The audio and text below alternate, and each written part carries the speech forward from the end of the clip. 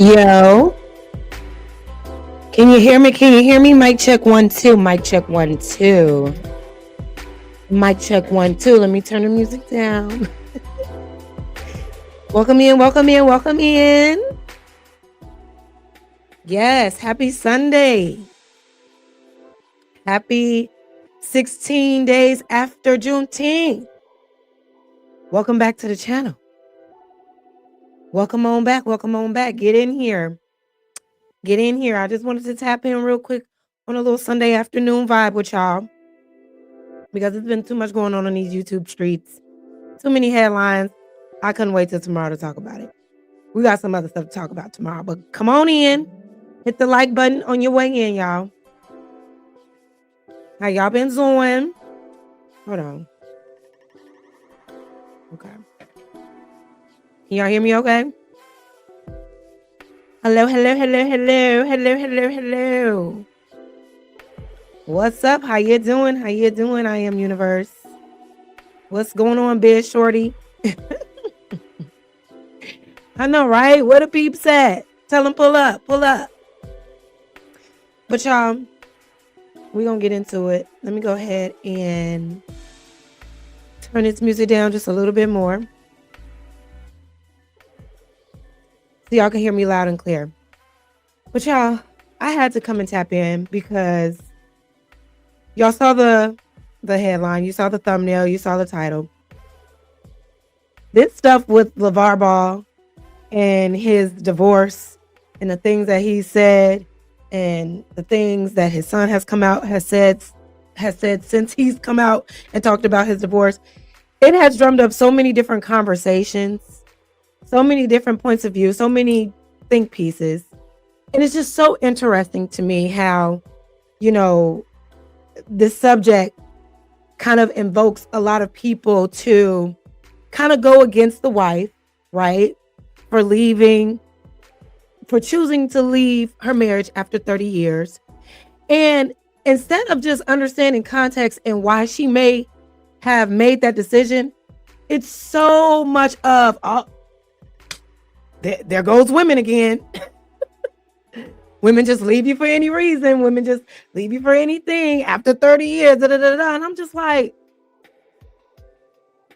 but we do know, there has to be a reason. And y'all do know who she was married to, right? Let's not pretend that LaVar Ball was a saint. He was kind of a mean guy, right? So it's just so many things that has been coming out. And then with his son speaking out, people assume that his son is speaking out to go against him. Oh, he's a mama's boy. He's taking up for his mom. Why can't he just be telling the truth? So it's so interesting to me. So I want to talk about that. And then what's going on between India, Arie, and Young Miami and her song. And y'all, I don't know. Y'all may not like my point of view on that on that subject, because while I understand where India Arie was coming from, I'm just like, is this outrage really necessary? I don't know. I mean, there's so many other things, right? We'll get into it. We'll get into it. And then at the end, you guys, we're going to touch on a little bit of the Ice Spice and Cam Newton interview, because it did get spicy. And it also just made me, it really gave perspective with men who have success and who have money and who have power, right? And access to women, how they actually view women in relationships, especially when it pertains to cheating. Like that interview kind of revealed the mindset. It's like, yeah, we want the good girl. We want the girl that stays at home. We want the girl with the low body count. However, we still gonna play with all of the other women outside of that relationship that could possibly ruin the relationship I have with the good girl. And I'm just like, what are we talking about, Cam Newton? What are we saying? And it's a lot of men and it's a lot of people who, agree with that point of view. And I'm just like, how do you guys expect loyalty or wonder why it's hard to get loyalty if you go into relationships with the mindset that if you are a man of means, that it's okay for you to mess around outside your relationship with women that you don't even value, with women that you don't even respect. So those are the topics that are making headlines these days, y'all. So make sure y'all are hitting the like button on your way in. Thank y'all for being here. It's very interesting, though. Thank y'all for pulling up. Happy Sunday. Happy Sunday. Would you say? No, it's okay. It's okay. It's all good. It's all good. Thank you for being here. I'm about to go get my cup of tea because I definitely made some for today's stream. Y'all go get y'all's cup of tea or whatever your drink of choice is, and I'll be right back. Don't go nowhere. Hit the like button, please. Let's go.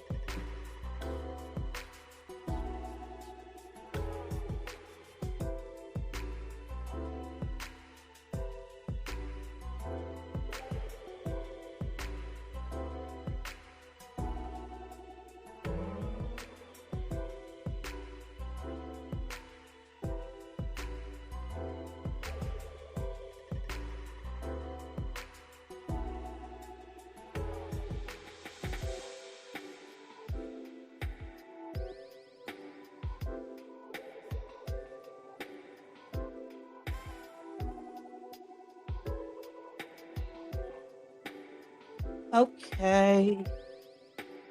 Auntie back. Sorry about that, y'all.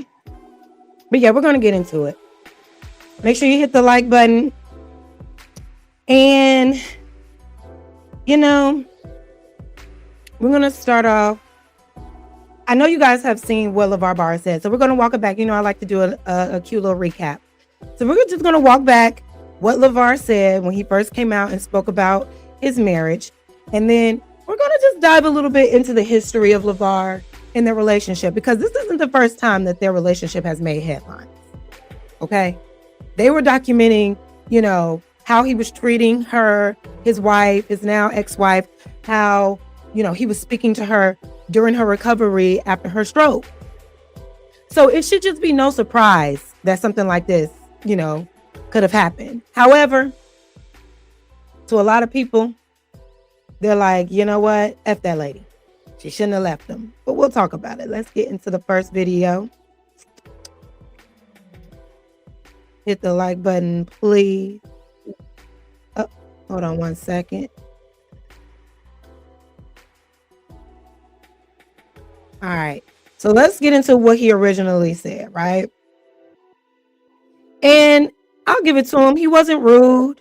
He wasn't disrespectful. He didn't bash his wife or anything like that. But let's just listen to the words that he used, because it really kind of goes into how he feels about relationships and how he views women in relationships and how he needs them to be in relationships in order to be in them, right? Let's get into what he said. You know, with my wife, you know, who Tina decided to go her own way. That's why you don't see her right here. But she want to go do something else, that's fine with me. We had our run. So even though she had the stroke and getting older, she would never be like, oh man, she was always beautiful in my eyes until you say, I want to go do something else. Yeah. Now you're not as beautiful to me again. And the fact that if you decide to go this way. Oh, fair use. This is also through TMZ. I thought this was a regular video, y'all, so it's a short, but let's keep going. I'm gonna go that way, that's fine. That's deep. It is what it is, man. And like I said, anytime you can find So I want to play it back just a little bit, because I just want to get into the personality of this guy, right? I just want to get into the personality. So let's go back a little bit. Listen to what he said. Is, man. And like I said, anytime you can find somebody you can stay in love with, that's fine. Beautiful to me. Like, oh man, she was always beautiful in my eyes until you say, I want to go do something else. You're beautiful in my eyes until you say, I want to go do something else. Okay. Yeah. Now you're not as beautiful to me again. And the fact that if you decide to go this way, I'm gonna go that way, that's fine.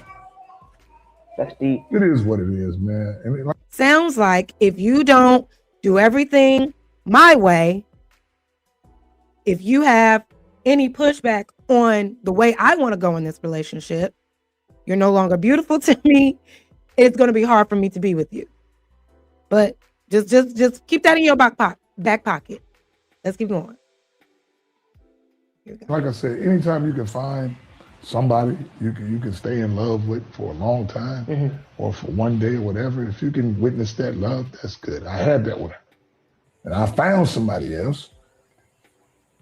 But it is what it is. Wait, who? No need to worry. And you know Sorry, what? I'm gonna give you something, and it's somebody who's working for me. That's why I'm telling you. That's why. Oh my God! That's why. Even. So he's saying the new chick is somebody that's working for him, right?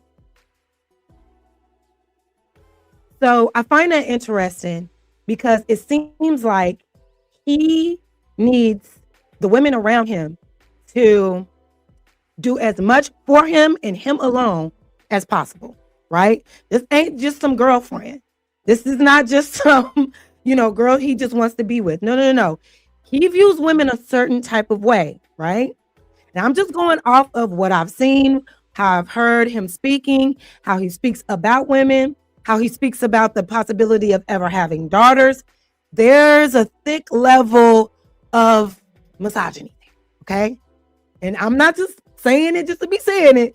We go get into it and we'll break down why I'm saying it. Because all of this context to me, it matters, right?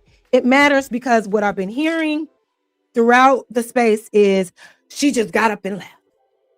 She just got up and left. She didn't want to be with him anymore out of nowhere after he lost his leg. And it's like, you can't honestly believe that that's all it was. Right? So we're going to pack it on. So now let's get into, right, the way that he now speaks to the new girl that he's with now.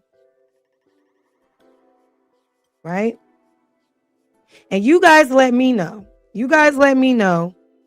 if this is any way that you would want to be spoken to in a relationship yourself. Just hear me out. So let's get into this video right here, because I was having this conversation. Shout out to Trader Truth Teller. I was on his panel just for a little bit last week, and they were talking about it when the news first broke. They were talking about it on his panel, and I jumped on a little bit. And before Lonzo came out with his point of view and, the things that he, basically set the record straight about what's going on, and we'll get there. The narrative was, she left him out of nowhere when he was at his worst. He nursed her back to health. He made money for the family. He, built the Lonzo Ball. I'm sorry, the LaVar Ball brothers. The Ball brothers. They're talented athletes, et cetera, et cetera. Why could she ever leave? And so around that time, this video had came up, and I came up on the panel, and I'm like, well, if he was speaking to his ex-wife, if any way that he was speaking to this new girlfriend is any indication of how he was speaking to his ex-wife, I can understand why after 30 years she said, maybe not. But I want y'all to listen, and you tell me if this is any type of respectful way you should be speaking to somebody in a relationship. Amar, did you give him a spoon to eat over here and a fork? I told you to get this stuff over here. I said give him a spoon in his neck. A spoon. Amor, you didn't put him a napkin and give him a piece of cornbread over there? Okay. Help me out, man. Move it slow. Just take one, but you got to give him a napkin first, Amor, so they can put it's a napkin right here. Amor, do what I tell you, and we good. I told you to put that over there. Okay. Now, this sounds like a father talking to a child, and I don't even think you need to talk to a child in this way to get something done. But he has a certain type of demeanor and a certain type of tone that is always in authoritative mode, always in control mode, even when it comes to the people that he's in relationships with. Let's just hear it one more time. Amar, did you give him a spoon to eat over here and a fork? I told you to get this stuff over here. I said give him a spoon and a snack. A spoon. A spoon. Very condescending, right? Very condescending, very much so, hello, anybody home? Very just demeaning in a way, right? Amor, you didn't put him a napkin and give him a piece of cornbread over there? Okay. Help me out, man. Moving slow. Just take one, but you got to give him a napkin first, Amor, so they can put it's a napkin right here. Amor, do what I tell you and we good. I told you to put that over there for her. So, Amor, did you give him a spoon to eat over? Do you think that he could have possibly been speaking to his wife in this manner, in this tone, in this way during their marriage of 30 years? Why wouldn't he? Right? So I want to play a little bit more of the interaction of where this clip came from, right? Let's get into, well, first, I want to find this. No, we could do it this way. All right, so let's get into this video here. This is the interaction between him and Neon, right? This is the entire streaming video that they did. And the way that he speaks, how he speaks about his relationship, and just how he speaks about women in general is very telling to me. So again, there should be no surprise. Okay? There should be no surprise. And this is just in 2026, right? So let's get into this interaction here. That thing is all over the place. What do you get from McDonald's? In Africa, whatever they got. Cheeseburger, fries, apple pie. If I come over. You know why? But the big baller will, because I'm genuine with that. And my food better than restaurant food.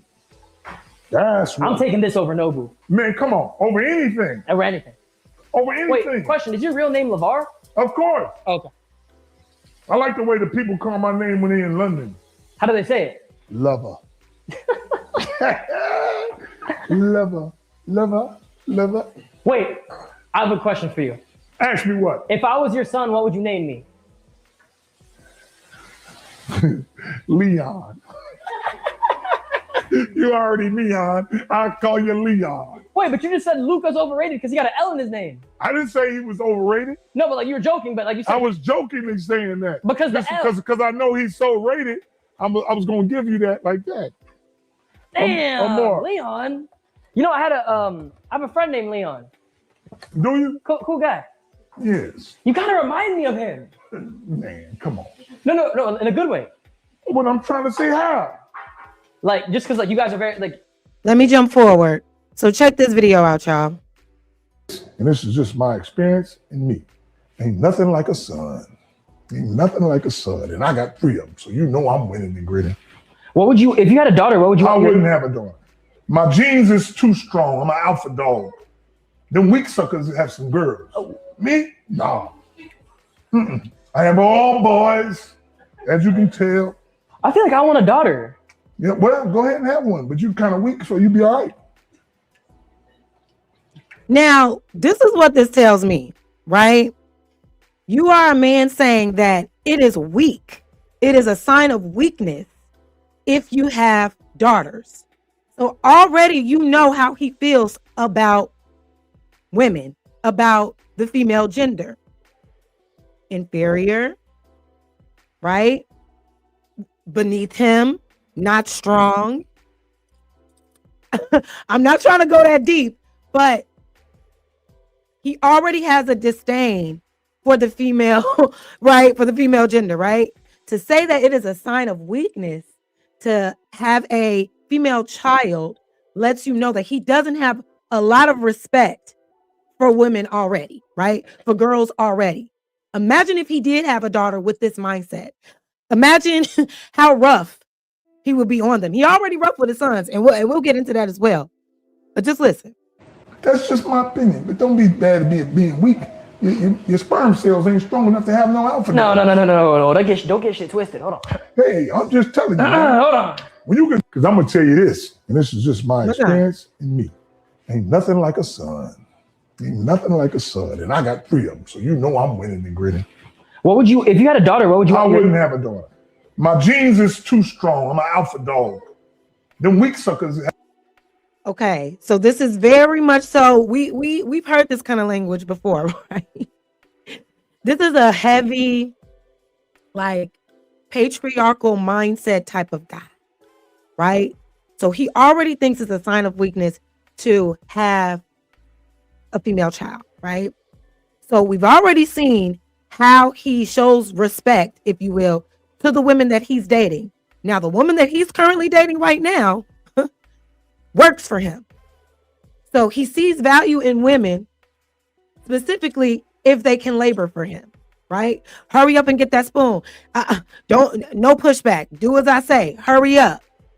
He doesn't really speak to them as like a respectable human being. Why? Not because, I mean, I'm not saying that he doesn't have this demeanor with everybody, but I think that he has the mindset of, because you're a woman, I could treat you this way. That's all I'm saying. This is off of how I'm receiving his personality and the things that he has said, right? So he already has a disdain for giving birth to children. He feels that it is a sign of weakness, right? So if he were to have a daughter, he would probably be resentful of that daughter because he would think it is a smack in his face because it'll bruise his ego, right? I had a daughter. That means I'm weak as a man, which means he can build resentment for his own child, which is very scary to think about. So I just want y'all to let that marinate. Now let's jump back all the way to, right? Let's jump back all the way to when LaVar Ball's wife, and you guys make sure you hit the like button. Thank you so much for being here. Thank y'all so much for being here. Thank you. Let's see. You say he funny, the genius? I don't know if that's funny. So let's jump back to this article with Yahoo Sports that was published Thursday, June 14th, 2018. 2018, right? The headline reads, LaVar Ball thinks his wife had a major stroke which nearly killed her, so she can be quiet for a minute. Okay? Hold on, let me fix this. Let me fix this real quick. Okay. So, right out the gate, something that could have potentially killed her. He jokes about it and says, she got it so she can finally be quiet. Okay? I know the narrative at first was, oh my God, he nursed her back to health. Did he though? Because while she was sick, he was a goddamn menace, right? So it says, it'll start here. LaVar Ball's wife, Tina, suffered a major stroke in February 2017. Since then, LaVar and the rest of his family have been fairly quiet on her health and recovery process, which is fair considering the circumstances. However, in a story from the Washington Post on Thursday, LaVar Ball opened up about his wife's recovery and their life since the health scare. Tina has regained the ability to walk, though suffers from aphasia, which limits her verbal communication. Perhaps the thing that stands out the most from the article, though, is why LaVar and Tina had the stroke in the first place, as if it was a choice. LaVar said that Tina had a stroke on purpose so that she can be quiet for a minute. So it sounds like he was almost, happy at the fact that his wife had a stroke because it limited her verbal communication. She can be quiet for once, right? Okay. That's a normal thing a loving husband would say about his sick wife. Okay. All right. So what he says was in his suite on this afternoon during an interview he insists is recorded, LaVar sidesteps questions that would humanize him and offsets the occasional tender moment about his wife. As long as you can smile, give a kiss and a hug, he says, I'm good. He says, I'm good, with striking displays of cruelty. That's probably why she had a stroke in the first place, so she can be quiet sometimes. Okay. So there's more. Now, these are things that we're just making up, right? These are things that he said, because I want you to understand maybe there's more than just meets the eye as to why this woman probably had to leave. Just a little background. Just a little background. So that also is an indication. Remember, we spoke about how he said, do for me and we'll be good. Do as I say and we'll be straight, right? He says all the way back in 2018, the same thing. As long as you can give me a smile, give me a kiss, a hug, I'm good. Basically, as long as you can continuously feed my ego and appease my ego, I'm good. But as soon as you give me any type of pushback, and as soon as you are not doing anything that makes me feel good, that makes my ego feel good, that, basically pacifies me, we're going to have a problem. Her falling sick was good until it wasn't, right? She wasn't able to speak clearly. However, it goes on to say, after leaving the hospital and returning home after her stroke, LaVar also said that it was his idea. His idea to prohibit her from using a wheelchair in the house. So using something that could help her to recover, right? Help her to get well quicker. He prohibits her from doing so. These are his words. Though he didn't do this as a challenge for her to recover faster, but rather that she would be tearing up our house by using it inside. He would often berate her in public, to once pointing out that she's moving like an old ass lady.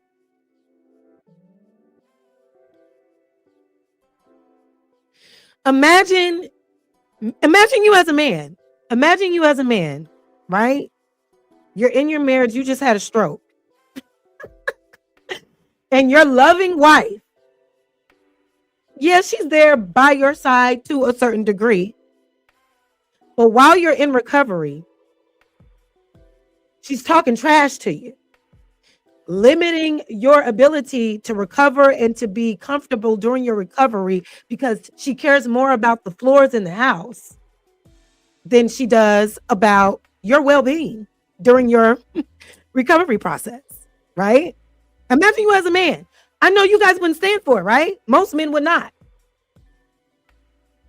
She's in the middle of recovering from a stroke, and his biggest concern are the floors in the house being torn up by a wheelchair and her inability to move as fast as she wants him to. Y'all don't think that could be, you know what I mean? Like, you always remember how somebody treats you during your worst moments, how somebody treats you when you fall sick. This was in 2018. This was an indication of how he was treating his wife while she was sick. So let's continue reading. So it says, rather than slow his gait, when they go to lunch in Chino Hills, he'd point out she's moving like an old ass lady because she uses a cane, or advises Tina to put your damn foot forward and walk. So he's cursing her out in public, trying to get her to move faster, right? Okay. Now, you just recovered from a stroke. And usually a stroke is brought on by stress, by a lot of external factors that are affecting your health. So you just had a stroke because you may have been super stressed out. And during your recovery from a stroke, he is berating you in public, putting a lot of stress on you in public, causing even more stress.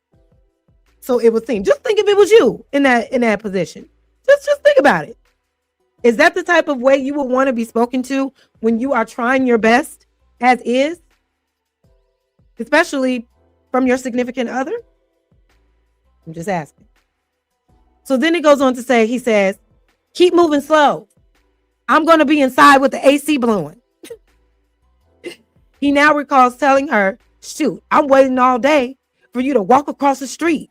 You better get to moving. This guy was mean as hell. You guys, he was mean as shit to this lady. Telling this woman to hurry up. I'm about to get in there quicker so I can get in the AC. I'm waiting all day. This was nursing her back to health. I know. Y'all said the show said this. The show said that. He was on the show and he did this to her. Just because you saw, footage that was manipulated and edited, redacted, brought forward, whatever the case may be, that showed a loving husband doesn't mean that was actually what was going on. And clearly, it wasn't. Because a loving husband is a loving husband all across the board, right? Or a loving spouse is a loving spouse all across the board.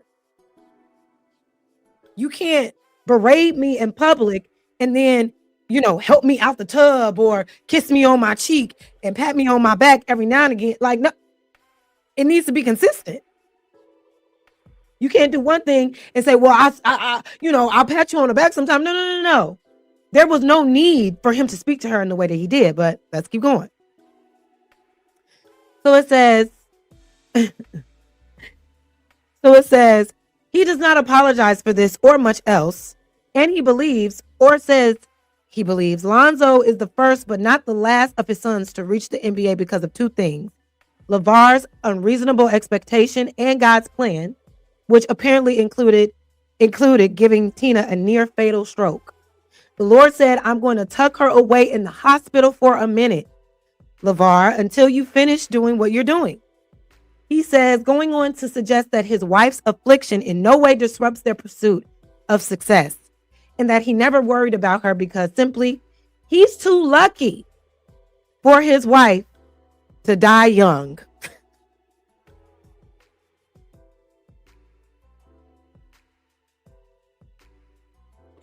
He's too lucky, y'all. Nothing about her being strong. Nothing about her, fighting through the illness. It's all about him, right? His sons are great because of him. His wife fell ill for his benefit as well. It goes on to say, she'll be a little, excuse my language, messed up, but she ain't gonna die. And with a videographer maneuvering around the suite, it's difficult to know whether LaVar truly believes what he's saying or if it's just good for TV. So then it says, which I also thought was interesting, she'll be a little, excuse my language, I'm sorry, Tina moved in with her parents over the past several months, while LaVar was off watching his sons and play professionally in Lithuania, attempting to start his junior basketball association league, filming their Facebook reality show, Ball in the Family, or a number of other things to promote Big Baller brand. They are currently helping her recover, something doctors initially thought would never be possible. So, I know y'all saw glimpses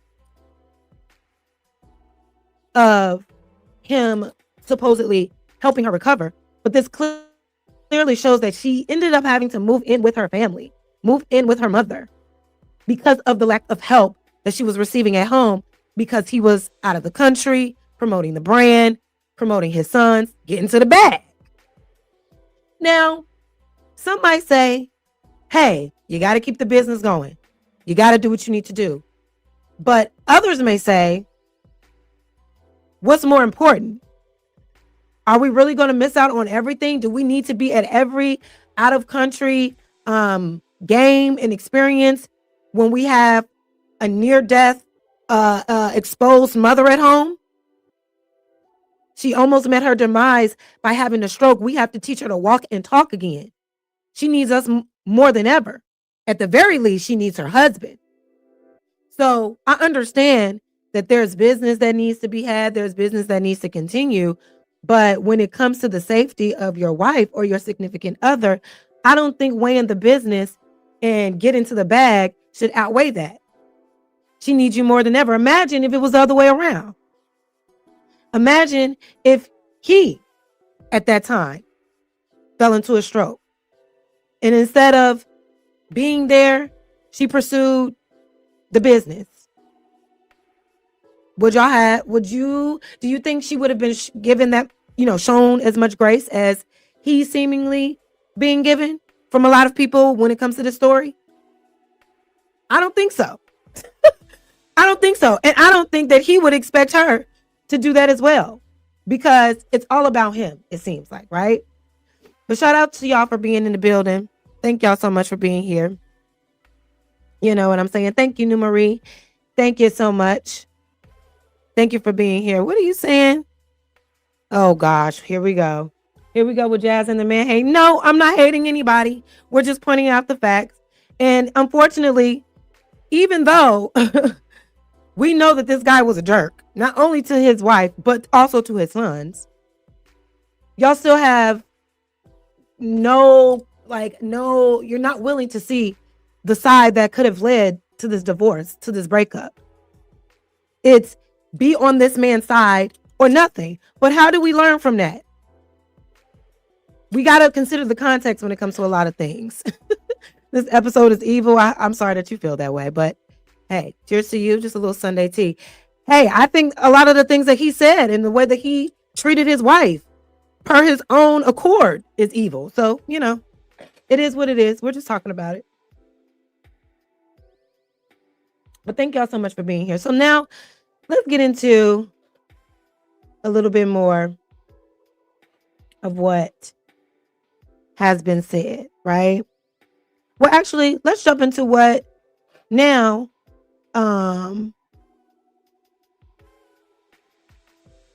Let's jump into what LaVar Ball has come out and said, right? And it's so interesting. I'm sorry, not LaVar, but Lonzo Ball. And it's so interesting to me because nobody believes him. Nobody believes what this grown-ass son has come out and said about the whole situation. Now we have a backstory. We saw what LaVar said. He didn't bash his wife, but he basically said they went their separate ways. Didn't even get into real detail. Then we hear people saying, oh, she just left for no reason. But I'm giving the context on maybe she left because he was mean as hell. Maybe she left because he constantly dehumanized her, especially at her worst. And that was while she was sick.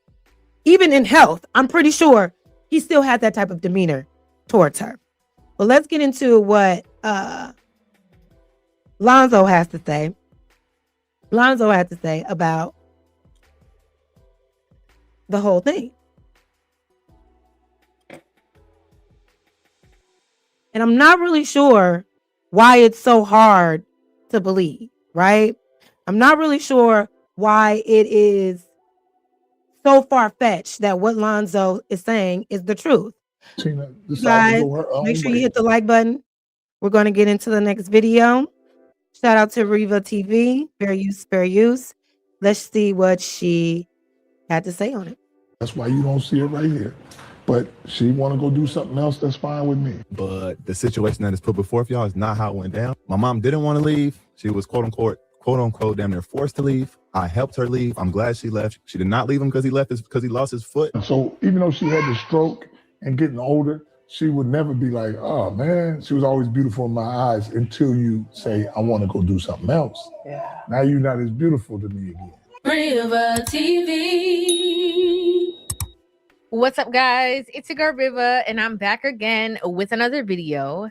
Now, as we all know, LaVar Ball has been going viral all over social media after a stream that he did with streamer Neon, in which he ended up disclosing that him and his wife are no longer together. Tina decided to go her own way. That's why you don't see it right here. But she want to go do something else, that's fine with me.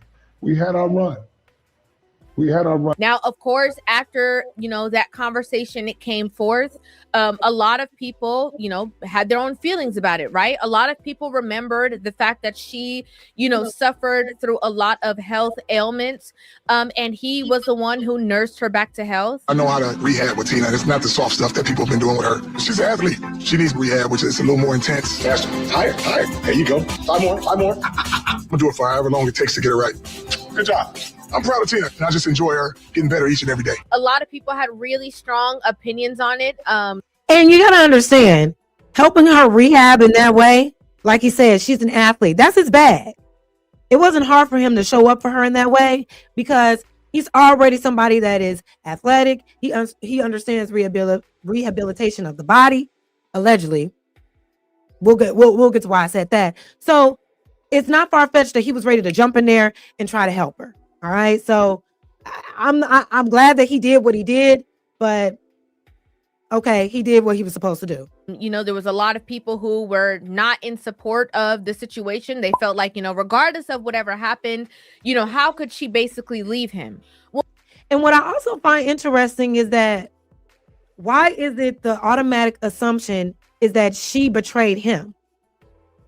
Right? Why is that the assumption when it comes to women that leave marriages after a long period of time or decide to walk away from the man? Why is the assumption is that she did something wrong? He didn't do anything to cause it. It was all her fault. Why? Before getting any type of understanding or truth, before anybody spoke on it any further than what we know, the automatic assumption was, oh yeah, no, it was her fault. It was her fault. And how dare she, because he was there for her during this time at their marriage. Why isn't there ever any, hey, well, what could he have done? You know what I mean? What could he have done to make her want to leave after 30 years? What happened? Because in other situations, right, when a man does something or when he decides to leave, it's always, oh, she must have forced him out. She must have did something to want to see him leave. She must have been berating him. What did she do? We always consider what the woman has done if a man decides to leave, but when it's this situation, it's nothing the man could ever do. It's always, she just did it because she wanted, because that's what women do. And you demonize women for walking away from relationships without ever even really wanting to know the context. But when it's the other way around, we need all the context. Not fair. Very misogynistic. Well, now their son, Alonzo Ball, actually took to his podcast and decided to shed more light onto the situation. So I'm going to go ahead and dive in, press play, pause, play, then give you guys my thoughts, my feelings, and my opinion on this entire situation. Pretty sure we all know that the internet's been in an uproar about the situation. I'm going to touch on it briefly. First and foremost, I want to say I love both my parents. But the situation that is put before y'all is not how it went down. I'm not about to get into all the details. Now, clearly, he has a podcast. He has his platform. And so where most people might have, maybe led towards shying away from the topic, he wanted to add more context.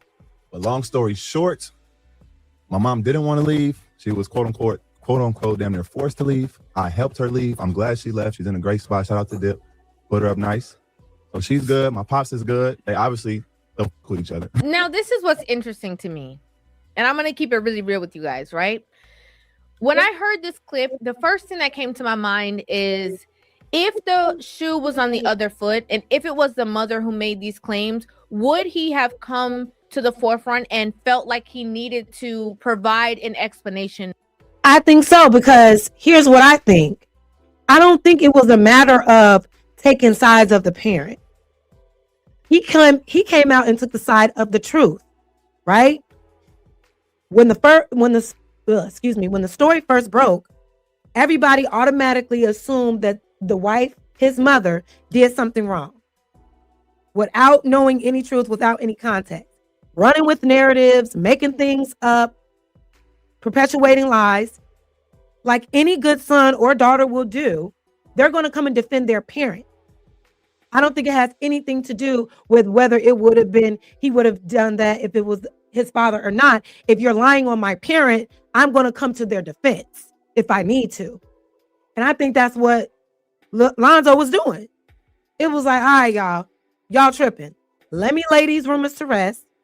I'm going to defend my parent. I'm old enough now. This is not a child, because I've also seen perspectives like, oh, he's a child. He needs to stay in the child's place, which is so weird because this is a grown ass man. Any grown ass adult child is going to know what's going on with their parents. You know what I mean? Going to help their parents in need, even if their parents are at odds. Why is the assumption he only did it because he a mama's boy? He only did it's because or he did it because he's the truth. This isn't the first time that Lonzo has come out and spoken up against his father. This is not the first time. During his career, when his father was making him do crazy stuff, doing crazy stuff, and we're gonna get into that. He spoke up. He's the son of the entire family, out of all the siblings, that speaks up and tells the truth and pushes back against his father. So it's no surprise that he did just that as it pertains to the lies that people were spreading about his mom.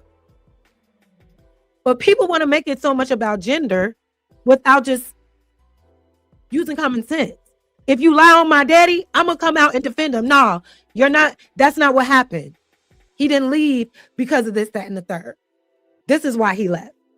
So my opinion, and I played Reva's because I knew she would have a different perspective. And a lot of people do. A lot of people had this perspective like, oh, if it was the other way around, he probably wouldn't have done that. I'm of the perspective, I believe that he would have. Because like he said, I fuck with both of my parents. I love both of my parents. They just don't mess with each other.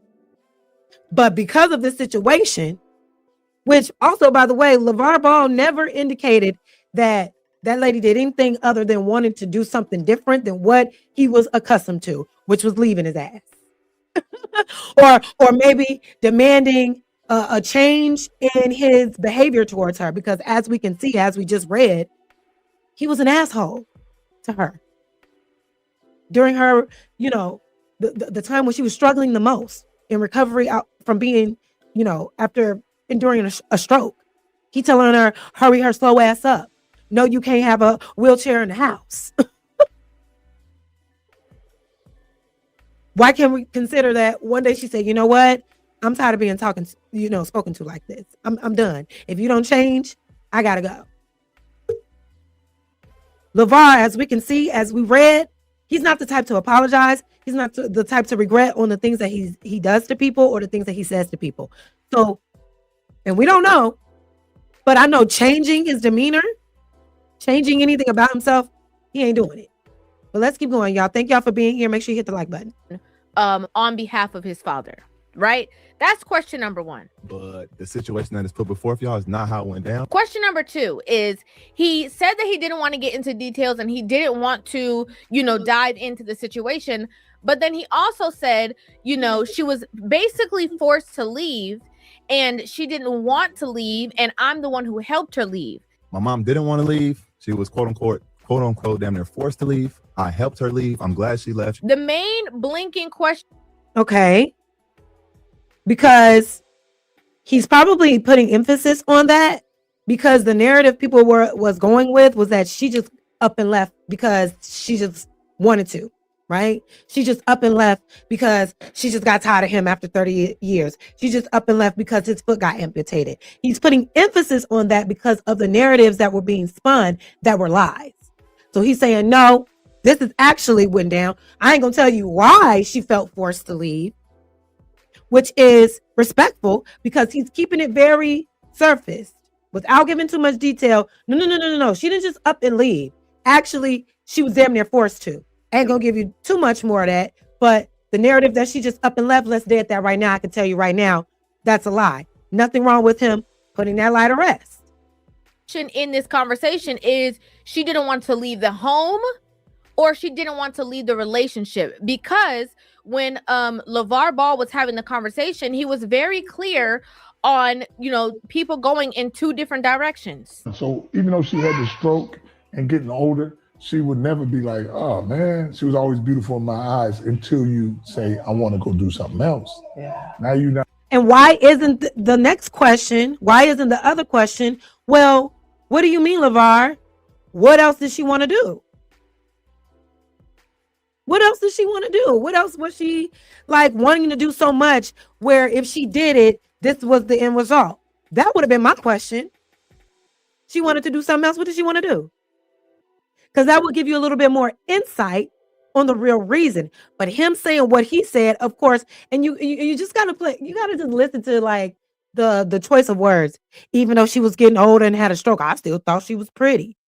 But she wanted to do something else. So shit. What else does she want to do? That is beautiful to me again. Now, sometimes people want to go in those, two different directions and still stay in the same house. They want to maybe, have like an open kind of situation where they can do their own thing while this person does their own thing, and they just like, have the image of being together. But to say that she was forced to leave without any context is kind of like throwing your dad out there to look like a liar. But I put them both. And maybe he is. And maybe he did lie. Maybe he said what was necessary to not make him look like the villain. His personality type gives that. He can never be the villain. He is either the victim or the hero. There's a word for that, but we ain't gonna use it. We ain't gonna use it in this moment because I ain't here to diagnose nobody.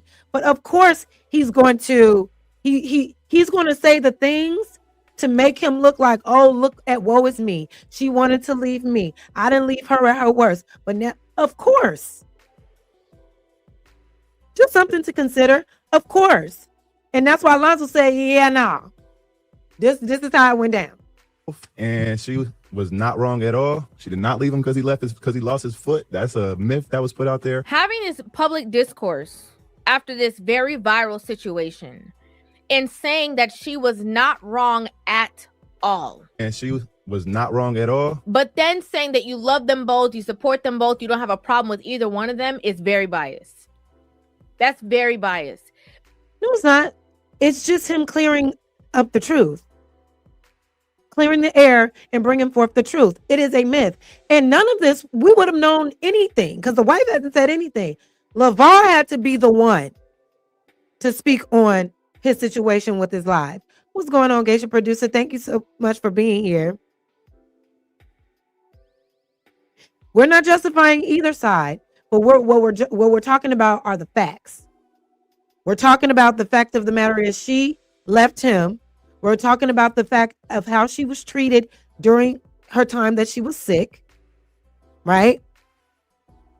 We're talking about the reason why their son wanted to come out and speak up for the situation. But it's not completely biased. It's just this young man, coming to the defense of the truth to make sure that neither one of his parents are being lied on. That's what I see. Because somebody who is not on either side would have a balanced conversation, right? They both had their ups and downs. They both had problems. They both were, didn't do things right. They both weren't perfect. But when you say she was not wrong at all, I'm glad that I helped her. Well, the thing is, they were saying she was the one that was wrong. She was the one that was wrong. She was the one that messed up the relationship. She was the one that left. Y'all was making up rumors, talking about she was cheating. It was all type of shit going on. There was no need to balance it out in that regard because there was no balance in the allegations. It was all on the woman. It was all on the mom. It was all on the wife. So of course he comes out and says, I'm putting all the rumors that y'all put. Y'all didn't put no rumors on the husband. Y'all went with what he went. Y'all went with what he said on what LaVar said and ran with it. Didn't question it. Made up excuses. Oh yeah, she probably got tired of There was no questioning. She was the blame. So of course he has to come out and then say, actually, no, she's not the blame. She's not the one in the wrong. Now, maybe y'all wanted to hear he wasn't in the wrong either, but y'all didn't give that type of speculation or that type of balance when y'all came out with your own, perspective on what happened without even knowing anything before he even spoke on it. So why are you expecting him to be balanced when your allegations weren't balanced? When your accusations weren't balanced? Keep it fair. I'm glad she left. And she was not wrong at all. I helped her leave. I'm glad she left. That is drawing a line in the sand and saying whose side of the argument or the conversation that you're really on. She did not leave him because he left because he lost his foot. That's a myth that was put out there. The next thing is that I think this also matters as well, because I don't believe that a lot of people felt that she left him because his leg was amputated. Because again, if you guys are unaware of the entire context of the situation, she was sick and he nursed her back to health. Hand back. No, Tina. No, nothing. You gotta go back. I'm telling you. You gotta put it back. Want some of these cherries? You want some? You gotta come in here, baby. You sure are good. Good. I'm gonna make you move. And then eventually he, had some health issues. His leg got amputated because of, complications from diabetes. I had to get my foot amputated on the fact that I had diabetes. And so, I don't believe the conversation was, oh, now that he's sick, she doesn't want to be with him. I believe people were like, well, how could, regardless of whatever happened, the fact that this man nursed you back to health, regardless of whatever dynamics it is, now that he's sick, you or he went through this situation, you decided that you no longer wanted to put the work in that he did. I'm gonna do it for however long it takes to get it right. Good job. I'm proud of Tina, and I just enjoy her. Yeah, I don't think that's a fair assessment, right? I don't think that's a fair assessment. If what we know about how he was treating his wife during her recovery, berating her, speaking down on her, disrespecting her, she does not owe him anything in return, in my opinion. Now, did he ever come out and say, you know what I mean? Because he's up on that amputee leg now. It's not like he on a cane. It's not like he is in a wheelchair. It's not like he needs any extra help. He's walking around on that amputee leg like it ain't nothing, right? Like it ain't nobody's business. So what type of recovery does he actually need that y'all feel that she didn't give to him? And did he ever come out and say, during my recovery, she left me for dead? I don't think that was the case at all. I don't think that was the case at all. She got to a point after he was able to walk around on that leg and was able to fend for himself. He got a whole new girlfriend now, right? And we don't even know when the overlap with that happened. But after he was able to get back on his feet, if you will, she decided, yeah, it's time for me to go now. People always remember how you treat them at your worst. And perhaps, we don't know, maybe the timing looks bad, but maybe that was the best timing for her, which is probably why Lonzo came out and said what he said. I'm glad she left. I helped her to leave, because as a grown adult son, you probably are seeing what your mother is going through. What reason would he have to lie? What reason would he have to lie? If he's coming to put lies to rest, why would he then create more lies to make it seem like his father is something other than what he is? Or even just lying about what happened and how she moved. What would he have to gain from that? Getting better each and every day. So people weren't saying like, oh, because of his sickness, they are saying that regardless of the situation of what was ever going on, the fact that there was any conversation of you leaving or not being in the situation after he put in and you didn't necessarily help nurse him back to health or whatever the case is, I think that's the conversation that was being had. What else have I seen? I don't know. But my dad did a great job raising us. My mom did a great job raising us. They didn't work out. And it is what it is, man. They're both doing well, and I love them both. Now, I understand completely. So, shout out to Reva TV. Thank you so much for that commentary. Y'all can go finish the video on her page. But I feel like that was a very balanced perspective. They were both great parents. You know what I'm saying? They were both great, but we got to put the rumors to rest. I don't think that he betrayed his father in the little bit that he gave us, just to put the truth out there so people cannot run with these weird ass narratives that they ran with without any context, without knowing anything. Right? So now I want to further get into, LaVar Ball and the relationship that he had with his sons, right?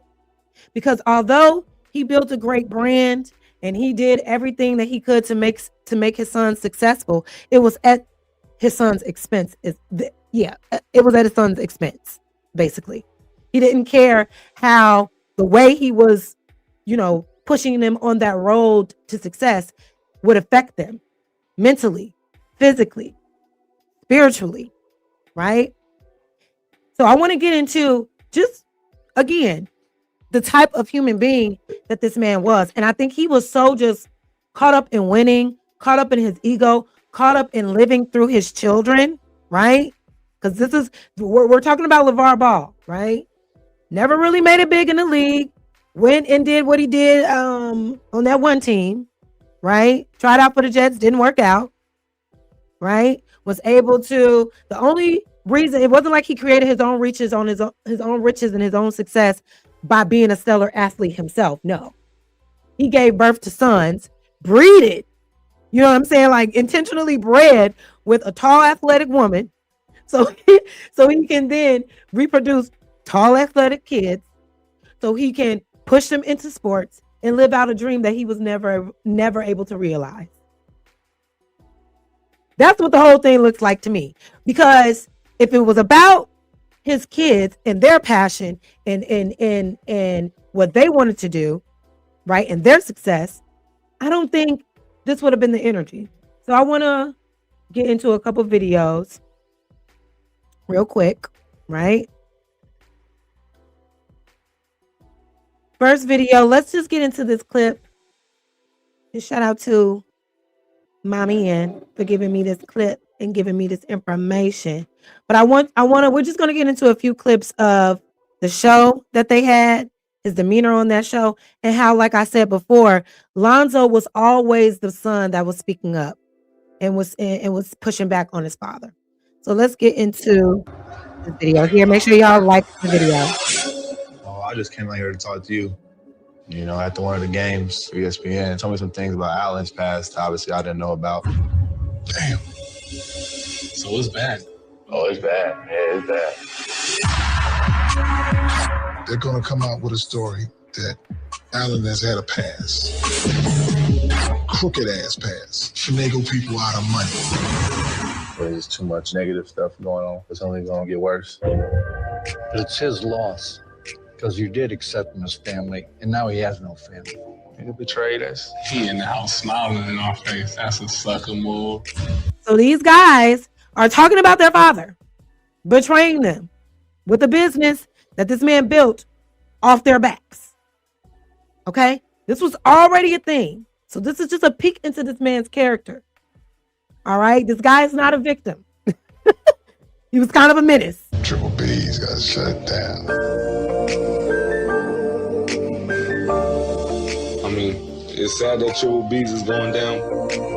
It's dead, bro. I don't even want to rock that. We a family, man, and ain't nobody gonna ever tear that up. Allen Foster ain't Big Baller Brand. We are. The brand gonna keep going. Everybody keep working and doing their thing. Tina, at the end of the day, as long as the family is together, never lost.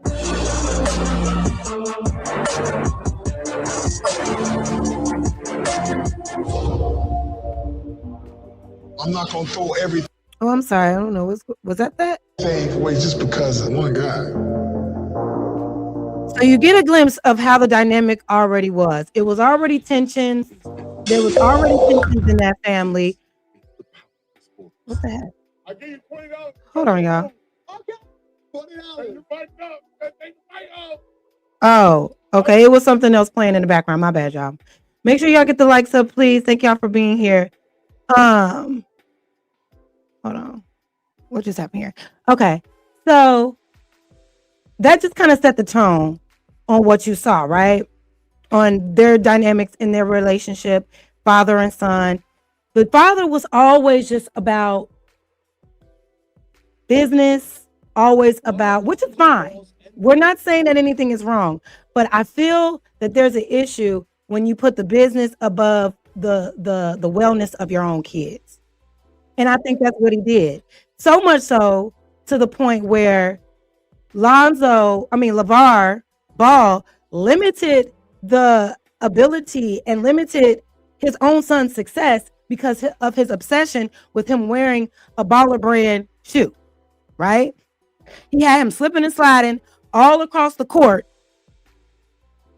hurting himself, getting injuries because he was forcing him to wear that brand shoe over and over again. So much so that the Lakers had to pull this man to the side and say, baby, if you keep playing in this shoe, your career is done.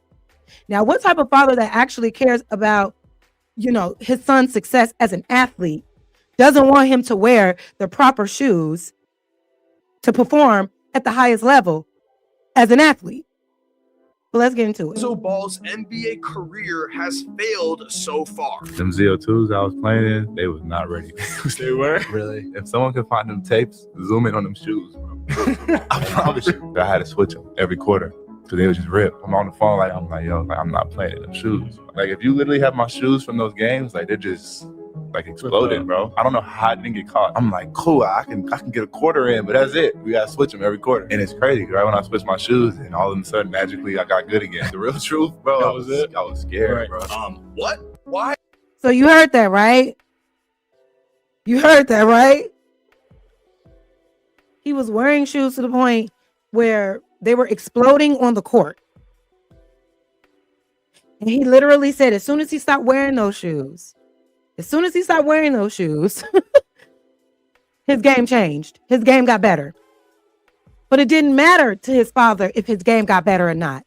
It was about his father being in the forefront, his father being all in the videos, dancing all in the videos. It was all about his ego, and his ego constantly being stroked at the expense of his own kids. So if he was willing to treat his own kids like this, why do y'all think he ain't treating the women in his life like this? He doesn't respect or have empathy, it seems, to anybody around him if they don't benefit him. And even if they do benefit him, he still doesn't care about their health or their livelihoods, right? Very sad situation. Very, very, very sad situation. But let's get into this. He goes a little bit deeper on this video here. Let's get into it. Why you didn't wear the BBBs? Bro, I tried to wear them though. Like, I actually wore them for a fair amount of time, and I wore them longer than I wanted to wear them. But like, me and my pops had got into it and shit. So, but it came to a point. Really, the Lakers made me stop wearing them. Really? Called me in the office and shit. Played a video. They were like, bro, look at this shit. And it was like my shoe was already turning before like I hit the ground type shit. Like, you can't wear these no more. Like, think about that. Like, the GM actually calling us into the office, like breaking down footage of the shoe. That you already knew though. Yeah, but I was already like, I didn't want to wear them in the first place, But I'm always gonna support my pops just because I love them. But like, yeah, that shoe just wasn't for me though. So again, your father is forcing you to wear shoes that are hindering your performance in the game that you're trying to change your family's life with. You're trying to build on this legacy of basketball on the backs of your sons. But when it comes to wearing the proper shoe, you don't give a damn because you're more concerned about a brand than you are the actual legacy. Than you are about your kid being able to actually play in this game. That's a major character flaw. You know what I mean? Like that is some menacing shit. It's like, I don't care if your feet are exploding. It's about the brand. It's about this. It's about the notoriety. But then you get a little mindset of LaVar and how he felt about these shoes, right? Because also,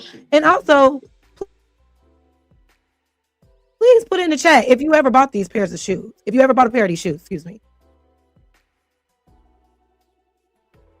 If you ever bought a pair of the BBBs, let me know. $4.95. Everybody is stuck on $100 shoe, a $200 shoe. It's a heck of a shoe to me and my family. Now, we didn't go bust your head and say we're going to be like the Louis Vuitton, Prada. We're in a lane by ourselves. We're not competing with Nike and Adidas and Under Armour. Let them compete with the 1 and 200s. We above them. The $9.95 one, it's memorabilia. Forget about the price. 5 years go by and Zoe has championship, 2 championships, all-star. How much is it worth then? So it's quite a good investment. I feel the shoe is worth the $4.95. So this guy was focused on extremely expensive sneakers that were terrible to wear as an athlete.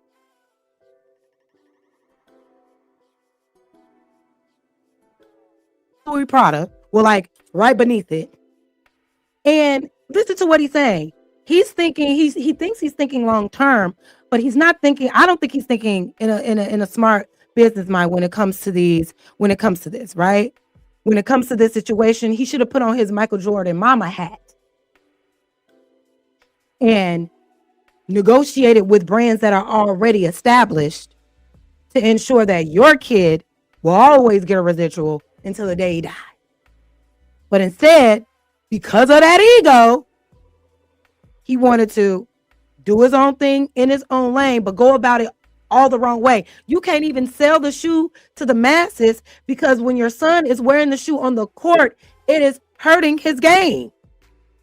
So how are you going to sell a $500 shoe and convince people that it is a quality shoe when it's exploding on a damn basketball court that your son is wearing, that your son is supposed to be representing, that your son that you're making, wear during every game, to the point where the Lakers got to pull you to the side and say, you keep wearing these shoes, it's going to be a problem. And you think it makes sense for you to price them as high as you did and wonder why it failed? Everybody is stuck on $100 shoe, a $200 shoe. It's a heck of a shoe to me and my family. Now, we didn't go bust your head and say we're going to be like the Louis Vuitton, Prada. We're in a lane by ourselves. We're not competing with Nike and Adidas and Under Armour. Let them compete with the 1 and 200s. We above them. The $9.95 one, it's memorabilia. Forget about the price. 5 years go by and Zoe has championship, 2 championships, all-star. How much is it? Now, mind you, he said it's memorabilia. 5 years go past. Zoe has this many championships, that many championships. Did that ever happen? Did that ever happen? Did Zoe complete this dream that his father was trying to manifest? Did that happen? Let's listen to it one more time.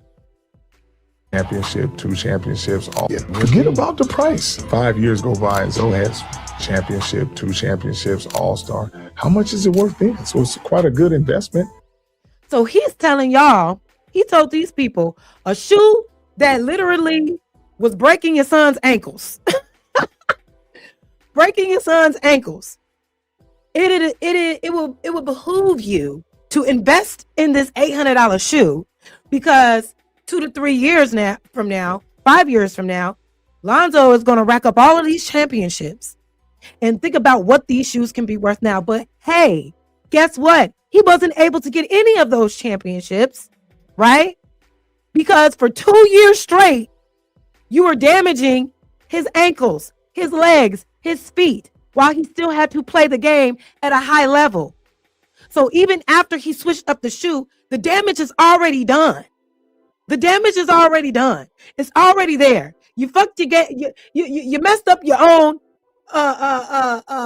goal in life was for him to accumulate all of the. You messed it up for yourself by limiting the ability for your son to play at a high level because you were more so concerned with wearing a shoe that didn't work for him in the game that he was playing. It didn't make sense. You ruined that for him.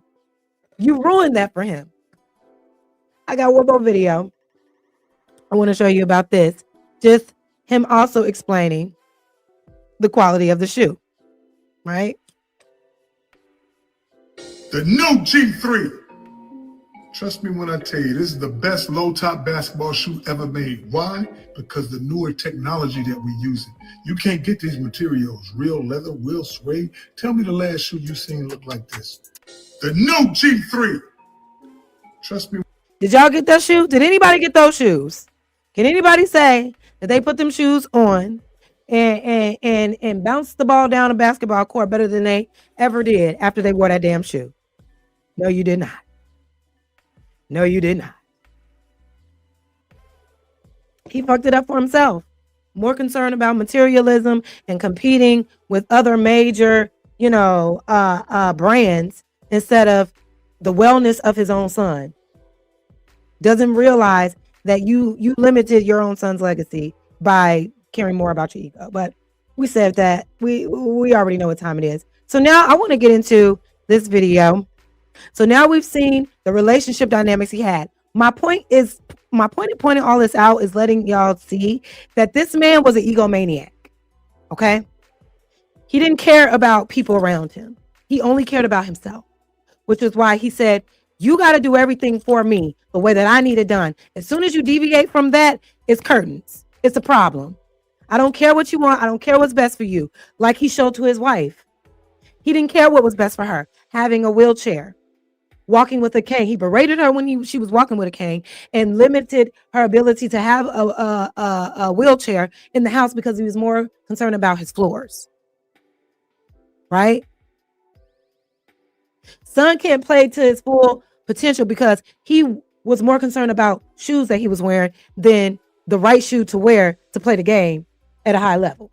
All about him. I don't care how you play. This is what I want. We'll give him the props. He did what he could to put his sons out there to attempt to be successful, but he was also their biggest hater because he loved his ego being stroked more than anything else. Right? But again, let's go back to the reactions that people have been having about this because it's very bizarre. So I found a really good video with what's his name? The public offender. I know how much I love him. But I think he put together a really good reaction, and he actually did a reaction to that one guy that we know as Angry Man. And I want to play this too because remember we said earlier, right, that everybody just jumped on the bandwagon of accusing the wife of doing wrong, of she being the reason, she left him for no reason, she was the villain, blah, blah, blah, blah, blah. Public offender puts out some videos that had these men who have very strong views against women that had to come to the realization that they were all wrong about their assumption on this whole LaVar Ball divorce situation, right? Which I thought was very interesting because it's like, okay, there's hope. A lot of these guys can't deny the truth and they're willing to admit when they're wrong. But there are some people, even though you got more context, even though you may have a little bit more of the truth, you're still going to ride with the bullshit that you want to believe because it fits your narrative against women or just against how you believe women operate in marriages, especially when it comes to successful people and successful Black men. So let's get into it. This was a funny video to me. I want y'all to just take a look at it. Make sure you hit the like button. Thank y'all for coming in. Thank you for being here. Let's get into it. Right there. Direct. But generally, women don't leave good men. So it just didn't make any sense. I've been married for a long time. Again, just and tell y'all that a lot of these men say that Lonzo was lying. But that's what's happening. I'm gonna get mad, but I really don't give a damn. So the son, Lonzo Ball, just came out and addressed the rumors. He said his mama did not leave that man because of his leg. She did not leave because of his health. He said there were other reasons that he would not disclose. He said he helped his mama leave. He said his parents are good parents to him. Who cares? We don't care. I don't care. Why not? Why not? And it's so interesting to me because these manosphere dudes, right? Like Angry Man, right? They are gun-ho on always speaking the truth. It's facts over feelings. The truth over everything else. But when the truth comes out about this and it doesn't fit the narrative, you don't care about it? What sense does that make? What Lonzo had to say, I don't give a freshly squeezed turd. The reason why you don't care is because it doesn't align with your worldview and you are a fucking pander. You're a grifter. Like, what does that mean? Even the most irrational person who was, I think, Brandon Jamal came on my platform and said, I was wrong, dog. I was wrong. Before. And y'all remember who Brandon Jamal is? I don't know if y'all familiar, but he was the guy that came out with that song about single moms. He had like he did like a TikTok song and it went viral. And he also is one of those people that has a very strong view about the patriarchy, about women, et cetera, and even he had to admit that he had it all wrong about his point of view when it comes to LaVar Ball. I thought that was extremely hilarious. Before the Lonzo video dropped, he came to my platform, he came to my live and said, I was wrong. Now, was it genuine? I don't know. But even that after he helped her walk again, did we also mention that he just lost his leg due to diabetes or some shit? Yo, what up, big dog? I really hate to admit this. Actually, I don't mind being wrong ever. You are 100% right about that, man. I made a video and I was like, dang, this lady done left this man for 30 years. But one thing I love to do is listen to intelligent Black people when they talk. And you was spot on in your video. And I'm finna get up out of here, but I just want to let you know I was wrong. Even Brandon Jamal came for had to totally admit. And my thing is, what's wrong with that? And what is it about when some men find even more information that is in alignment with that could maybe change your perspective on what you thought happened? Why is it so hard to let your initial perspective go and go with the facts? Is pumping up men, pandering to men, is that so much more important than the actual facts that you're willing to just be obtuse to the truth? And who does that help? Again, to his credit, I don't know if he meant it. I don't know if he was genuine. I don't know. I don't care. Right? I'm just saying what he put. All I can go on is what he said publicly right now. Right? Even he was like, this is what I'm saying. At the very least, he recognized that there really wasn't a way to spin this story. Right. That Tina Ball just got up and abandoned LaVar Ball without being exposed to be a 100% grifting ass, pandering ass liar. Exactly. Even unless let's fast forward it. You're a fucking pander. Don't care. Nobody cares. Now, why don't I care? Well, because you're grifting. Let's start with this. I'm tired of us men having to be objective, okay? Now, some of you may feel this, some of you may agree with this, some of you may not agree with this. But you know what I'm tired of? These women are going to defend each other no matter what, right or wrong. But that's what you're doing, angry man. That's exactly what you're doing. You're literally riding with the man, right or wrong. Regardless of the truth that comes out, regardless of the facts, you're literally saying, fuck that. I don't care what the son said. I'm riding with this is what makes you look weird, bro. And I've said this to him before on other platforms. Like, you really love men, G. You love men. They can do no wrong in your eyes. Even if they are doing wrong in your face, you are going to find a way to make sure they are never wrong. You're the one that's going to ride. And women and a lot of men are just they're seeing what the truth is and saying, okay, maybe we had it wrong. You saw the truth and said, I don't care. It doesn't fit the narrative. It's the most bizarre logic and mindset I'll ever understand. But let's continue. Literally in 4K projecting. Literally, that is what you were doing. Right or wrong, you gonna ride with the man. When do women do that? When? Show me the time. I want to see it. The way because they love to say like, oh, the sisterhood. They really believe that it doesn't matter, you know, what a woman does. If you claim to be a feminist or if you claim to be pro-woman, you don't care what a woman does. You'll never hold a woman accountable. You'll never, you know what I mean? That's what they believe. And that's not the case at all. A real woman that really respects women, a real woman that really is a sister in the sisterhood, if they see a woman in our group or in our vicinity acting a fool, we're going to hold her accountable. We're going to call it out. We're going to stop it if we can.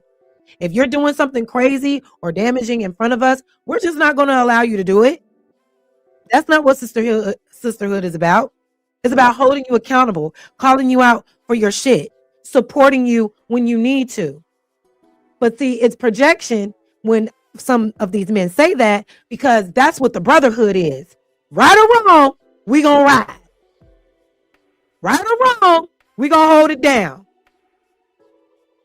The only time we gonna maybe hold a man accountable is if it affects me in a negative way as a man.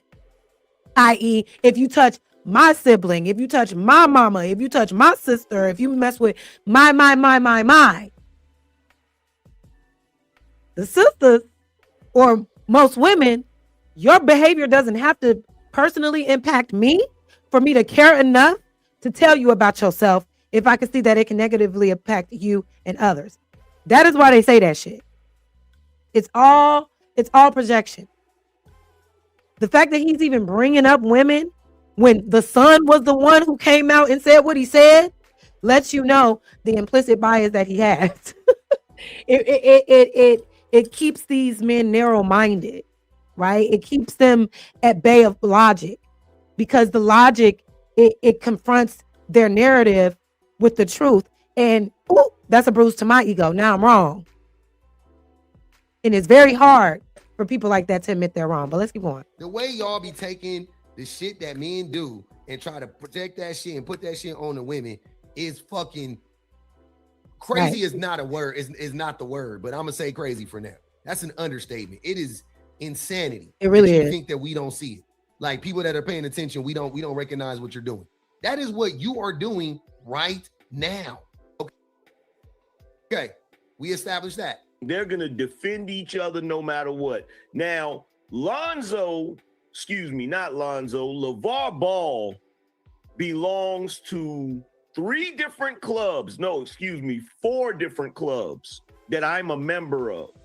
Okay? 1, he's a man. That's one club. 2, he's a black man. That's the second club. 3, he's a husband. That's the third club. 4, he's a father. That's the 4th club. Oh, wow. So the average, he's just the average black man then, because the average black man, oh no, not husband. But also, you just admitted that you're biased. That right there was a confession.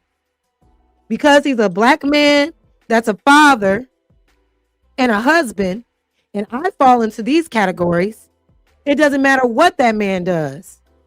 I'm gonna ride with him.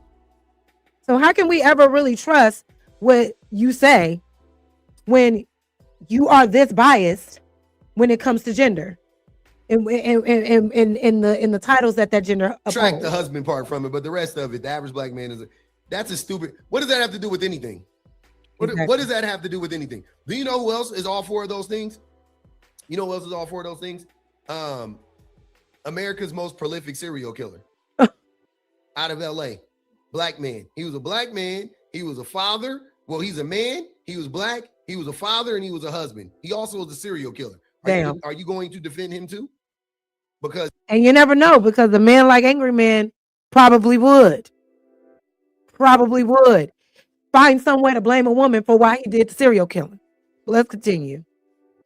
I don't.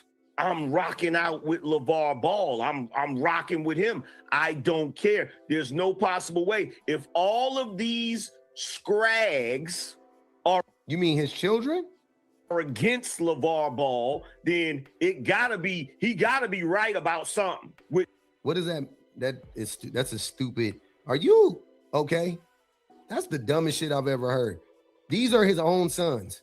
With the way if they're against him, his sons, like, let's be real. So I know Lonzo is lying. This is how I know he's lying. In fact, about what? Why? And that's what I'm saying. And here's the other thing, right? Here's the other thing I noticed. Let Lonzo have came out and said anything negative about his mom. Could have just been lying, right? Let's say Lonzo came out and said, yeah, man, what y'all seeing is true. That lady, she left my father during his darkest time. You know, she was a bitch to him, dragged her. Y'all would have no pushback. Y'all wouldn't assume that she's lying. You would take it and run it. And even if it came out that he was lying, even if he knew he was lying, your bias alone would, you assume that because he didn't drag his mom that he's automatically lying. But if he was to drag his mom, you wouldn't assume anything. You would assume he's telling all truth and could be initially lying. This shows your bias against women and how you villainize them at every corner, right? No son could ever come out and just tell the truth because it's not in alignment with what you want to believe about women and about what women do in relationships, which is leave men for no reason, which is the narrative that y'all running with now, or leaving when things get hard, i.e. him losing his leg. Oh my God. What is Lonzo? I'm gonna play his video one more time, and I'm gonna show you where the lie is. I'm breaking out the angry Columbo right now. Hold on one second. So we're gonna play the video of Lonzo Ball, and we're gonna see what he had to say. First and foremost, I want to say I love both my parents. Let's pause right there. The reason why he starts out by saying that he loves both his parents is because he loves both his parents and he wants everybody to know that he's not being biased. He has no reason to get up there and lie, like I've been saying, because he's not a scorned child or some shit like that. He is just telling the truth. Exactly. Is to give the illusion that he's about to make a fair and balanced statement. Does anybody disagree with it? I think they didn't make a fair and balanced statement. That's the funniest thing. I don't think he was fair. I think he was still protecting his father. I agree. And that he's about to be fair and balanced. But the situation that is put before y'all is not how it went down. Pause right there. Directly after he makes it seem like he's going to be fair and balanced, he immediately throws his father under the bus. How can he be fair and balanced without telling the truth about what his father did? There's no accountability for LaVar for lying. You're putting the accountability on Lonzo for telling the truth. Exactly. Gotcha. Why? Because the only person that has spoke on the topic is one came out and made a statement about what transpired. So by him saying the way it was laid out for you is not the way it happened, is him basically calling his father a liar. And again, what if his father is a liar? And he didn't even call him a liar. He didn't say my daddy was lying about this, XYZ. No, what he said was what he said. It's not calling him a liar. It's telling the truth. LaVar kept it so vague. She wanted to do her own thing. That's all he said. She wanted to go off the beaten path that he wanted her on. That's all he said. Y'all made up the myths. He didn't say that daddy was lying, per se. Maybe trying to frame it a certain type of way. He's saying y'all asses is lying. And you know what's funny? On this video I made about LaVar yesterday, an idiot literally came in my comment section and said, where Lonzo never said his dad was a liar. Even Angry Man is acknowledging that Lonzo, and this is what I'm saying, in attempt to protect his father, he never actually uses the words, my father is a liar. He just says the situation as presented to you is not accurate. And like he just pointed out, who else presented information about the situation outside of LaVar Ball? Nobody. So he's directly talking about LaVar Ball, or sorry, he's indirectly talking about LaVar Ball, but we all know who he's talking about because LaVar Ball, again, is the only person that's spoken. So if he says that the information is inaccurate, unless there is a chance that y'all believe that LaVar forgot what happened unless he wasn't there when the thing happened, then you have to believe that he's saying his father was being misleading and deceitful, aka lying. Hit me so far on the logic, he's basically calling his father a liar. Not about to get into all the details, but long story short, my mom didn't want to leave. Now, his mom didn't want to leave. Right, because she probably, y'all thought she lasted 30 years. She probably was trying to work something out, trying to figure things out, trying to throw situations out there that could keep their marriage together. Clearly, that wasn't working. Him saying that is a truthful statement. If she was there that long, why all of a sudden would she just want to leave out of nowhere? Right? That statement right there immediately takes all accountability away from the mother. She didn't want to leave. She was forced to leave. So you're mad because LaVar kicked out his and by force, I truly believe it was a force of she couldn't be in there anymore. Right? She couldn't take it anymore. He wasn't willing to compromise. He says himself he's not the compromising type. It's about what he wants to do. Period. We just saw it. He's not the compromising type. He does what he wants to do. She got to her wit's end and said, okay, well, I can't do this no more. I'm gone. His wife forced her out. She was quote unquote, damn near forced to leave. She was damn near forced to leave.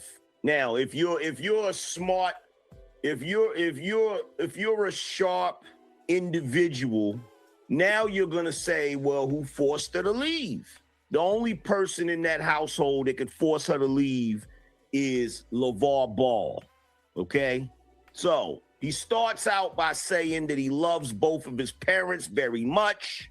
He then says the way it was laid out is not the way it was laid out. But notice he does not say directly, my father lied. Notice he doesn't do that. And Lonzo, this is what I'm saying. This is why you need to come forth right now and just call out your father. Say, my dad lied. I don't know why he lied, but And you know what? He'll never do that because, like they said, he's still in protective mode of his father. He's still in protective mode of his father. That's why he came out and said, I love both my parents. Yeah, that's why he said what he said about how they were great parents to them, but he had to lay the rumors to rest. He had to be forthcoming and honest. He's not going to come out and go totally against. He will speak up. He will set a record straight. But to say my father was lying, he's not going to do that. He still has a certain amount of fear he has for that man. I mean, he made that. He was a grown man being forced to wear them bummy ass shoes on a basketball court for 2 years. He admitted on that camera, the video that we saw, he was scared. He was scared of his father. He was scared to push back. He was scared to say no. And even though he's a full actualized adult now, there's still that underlining where, yeah, he's going to use his voice like he always has, but to come out completely against, it's like you know what I mean? This is your father. You love him. He says it in every interview. I love my dad. He did the shoe thing because he loved his dad so much. Right? So he's never going to come out totally against it. But I'm glad he came out and said what he said. But it's just a shame that it's hard for people to even believe what he said as it pertains to what happened. That is not how it happened. You can, and from there, you can give more details if you want to, but just start there. Because these dipshits, the angry mans of the world, and all the other men who are just top flight grifters and panders, they are not going, they are going to use this and try to act like you're not saying straight up that your dad is a liar. When in reality, Angry Man himself knows you are trying to protect your father. Mm-hmm. We all can see you are trying to protect your father. It happened. And then he goes on to say, my mother did not want to leave. She was damn near forced to leave. Again, notice he doesn't say who forced her to leave. We know it's his dad. What's the point of, what are you screaming about that for? Clearly, the marriage, the person she was in the marriage with forced her out. There's no speculation about that. Said it. Why would he need to say it? We know it was his dad. That was the only person that spoke on it. And we know the only person that could force Tina to leave would be his fucking dad. Why does he need to say it? I helped her leave. I'm glad she left. She's in a great spot. Shout out. I helped her leave and I'm glad she left. So there's another implication. Why would a son be glad his mother left? Because his dad is an abusive piece of shit. See, the mind can go wild with this. The moment that the son says, I'm glad she left, everybody's assuming and conjuring up all sorts of like what y'all did? Like what y'all did? Y'all conjured up rumors, y'all conjured up different stories that nobody ever said took place or nobody ever said happened. That's what y'all did. And now because he's saying he's happy, she said because he's probably wanted to see his wife. Probably wants to see his mother healthy. Probably wants to see his mother happy. And clearly she had no other choice but to leave. When it was all said and done and he was happy, his mom probably chose herself. Logical conclusions, yeah. Allegations and, LaVar Ball has already been accused of being an abuser. So if he is, we've seen it. The son says, I'm glad she left, it wouldn't be too far from the realm of possibility that he could be implying that his father is an abuser, okay? And another thing that I found interesting about this conversation was, like I said, I spoke a little bit about it on Trey's panel. I've been seeing a lot of other panels and everything like that. And it seems like the overall consensus is that they don't like the truth being exposed. They would rather the narrative of she just left and not knowing any other context because that protects the image of that man, right? They're more so mad at Lonzo because it's like, damn, why you telling on your daddy like that? But the truth needs to be what it is, because the truth y'all are trying to run with is not the truth, right?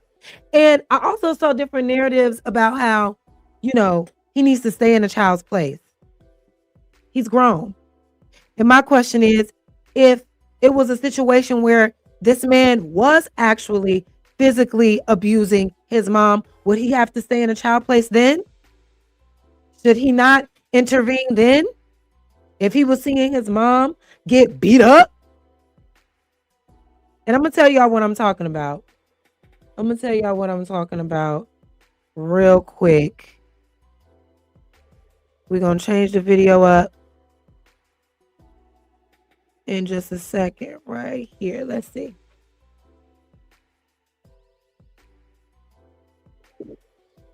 Hold on one second.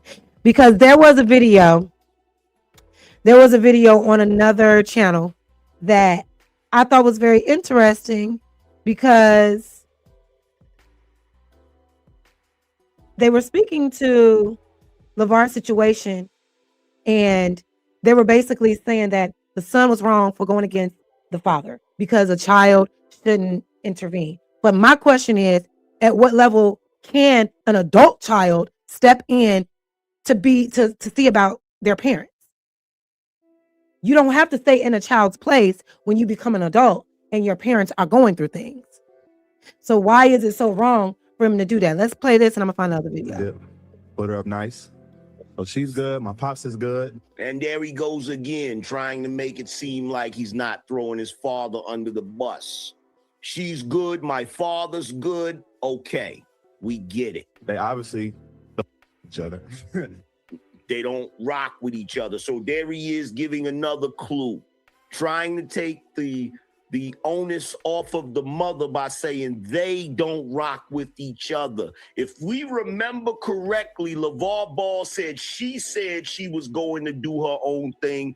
He never said he wanted her to leave. But here is the son implying that they both don't rock with each other.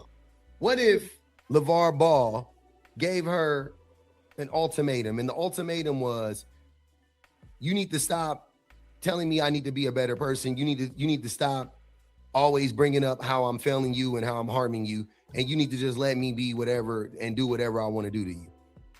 And if you don't like it, if you don't like the way that I'm treating you, you can just leave. And then she goes, okay, I mean, shit, if those are the two choices, then I'll take door number 2. She leaves, and then here you stupid MFers go talking about some LaVar didn't want her to leave. What if the ultimatum was if you stay, you got to allow me to go out in the world and sleep with whatever women I want to sleep with? Exactly. Yeah, you can. Why isn't that ever considered? Right? Why is it never considered what that man may have wanted her to do or else? Because as we've seen, it's all about him and what he wants. Deviating from that will not work out for you. Those questions were never really asked like that. But I want to show y'all a real quick clip of this panel discussion that I saw on LaPeef that I thought was very interesting, because I just can't believe that there are people out here that actually believe these type of things when it comes to situations like this. But you guys let me know. Make sure y'all hit the like button. Thank you so much for being here. Share the video. And y'all just let me know what y'all think about this perspective from this very intelligent group of Black people. What the parents are going through. All right, hold on. And I love them both. What do you guys think about the son coming up speaking up for the mother? I think he's shouldn't have said anything. That's what I think. I don't think it's his place to say anything. I think it was inappropriate. It was inappropriate for him to speak up? Why? Because it's none of your business what the parents are going through in the first place. So you shouldn't even be exposed to whatever's going on. And if you say anything, it should be that you're not going to say anything in regards to your parents. You're going to. But Melanin, because that's Miss Melanin up there on LaPeef. Shout out to LaPeef. Shout out to Melanin. Had he came out and bashed the mom, you would have no pushback. That's that that's that internalized misogyny. If he came out and dogged his mother, you wouldn't say he should have stayed in the child's place. You wouldn't have.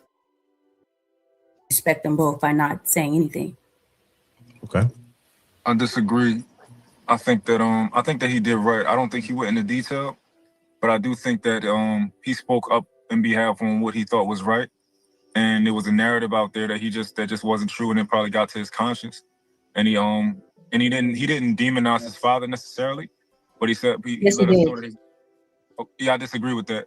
He let us know that his mom wasn't wrong, and it is what it is, you know? He said he had to help her move, which would indicate some sort of issue between the parents. Because why would you need to help your mother move? Like, you're insinuating like I needed to get her out of that situation, like there's some sort of danger. But it's the truth. It's the truth. And remember, we're only here because LaVar Ball opened his mouth and told us their business. And y'all ran with narratives. So much so that Lonzo had to come out and set the record straight. So nobody is at fault here. A good son or a good daughter would do exactly what Lonzo did. Problem. Yeah. No, you're insinuating. He's not insinuating. You are. No, his delivery and the way he chose to say what he said insinuated that. No, which is why the women and a few of those men, I guess you could say, said what they said in defense of her and what she had to do regarding the big black bad man. Yeah. So you're insinuating, right? He's giving his account of the situation without giving us detail. If he say I had to help my mom move, guess what? It's just simply a fact. He had to help his mom move. We can be upset about it, but it's a fact. How is she married and he needs to help her move, even if they are separating? That's a good question. After I don't think 30 years of marriage. Yeah, that's What kind of question is that? Clearly, that's probably one of the reasons why she had to leave, because clearly if she had to leave out, LaVar wasn't about to help her. LaVar wasn't about to let her move. She had to call her son, or her son had to show up for him. So why aren't you asking the questions, Melanin? Why didn't her husband help her? Why did she feel forced to leave out of the house that her husband was in that was supposed to be there to protect her? Why is that not the question? It's a great question, and I don't think either of us have the answer to that right now, but it is a great question. I can piggyback off of that. If they are getting a divorce, then the marriage is irrelevant. So the situation is they are in a process of divorce. So therefore, he would not still be doing husbandly duties. Clearly, it would be that they are at odds, and therefore somebody else, the kids or whoever else cares for her, are stepping in. But I do agree that that would be implying and assuming that there's more going on just by a fact that somebody helped somebody move. I mean, I can help my mom move right now. What does that imply to you? As I said, his delivery and the way he chose to go about it, he spoke up for his mother first of all. He added his father in there later. Maybe because he realized he was speaking publicly or... No, he said two things at the same time. He said, I love both my parents, but I'm going to tell y'all what it is and what it isn't. Right? Or, thought about he may be painting a narrative based off the way that he was speaking. But the thing is, the reason why y'all ran with your own narratives is because LaVar Ball came out with his narrative first and left room for speculation. Reminded the world, I was there for her when she was sick. Now she want to do her own thing, picking and choosing how to explain the divorce to absolve him of any accountability at all whatsoever. So what did that do? Leave the room, the window open for interpretation, which is what y'all did. Y'all use it to build your own case. The son comes out and shuts the case down, and it's a problem, and you don't want to believe it. And now it's a problem in the way that he said it, but it's nothing wrong with how LaVar Ball came out and said what he said. But we're not going to act like his statement isn't saying something and it's in the mother's favor. Yeah, so what or is it the truth? What if in reality, right, his father did unforgivable things to his mom, right? Or are we assuming now? No. I'm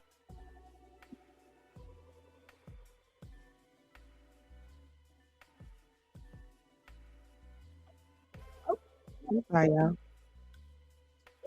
Hold on, y'all. My bad. I didn't click the damn thing off.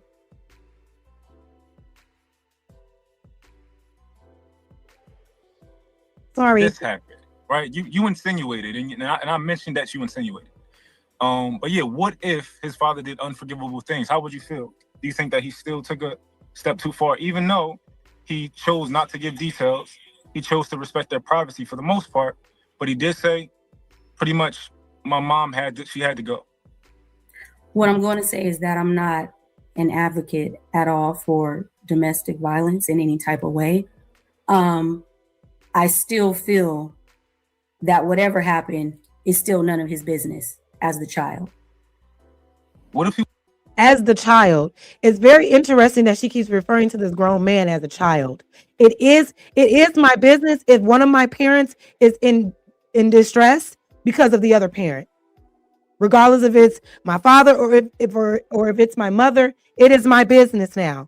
We end up having to take care of our kids when they become older. So why is it now, because it's their marital business and they're breaking up, all of a sudden we don't need to know what's going on, especially if it's impacting them in a harsh way? Who was involved in it, right? So for example, right? So you're doing this thing where you're asking a series of questions to try to, like, no, I stand where I stand. Yeah, but just allow me to ask the question first. If he's literally involved in it because he had to stop what he was doing, leave his woman, and come help his mother, who is covered. She has a husband, she has a man.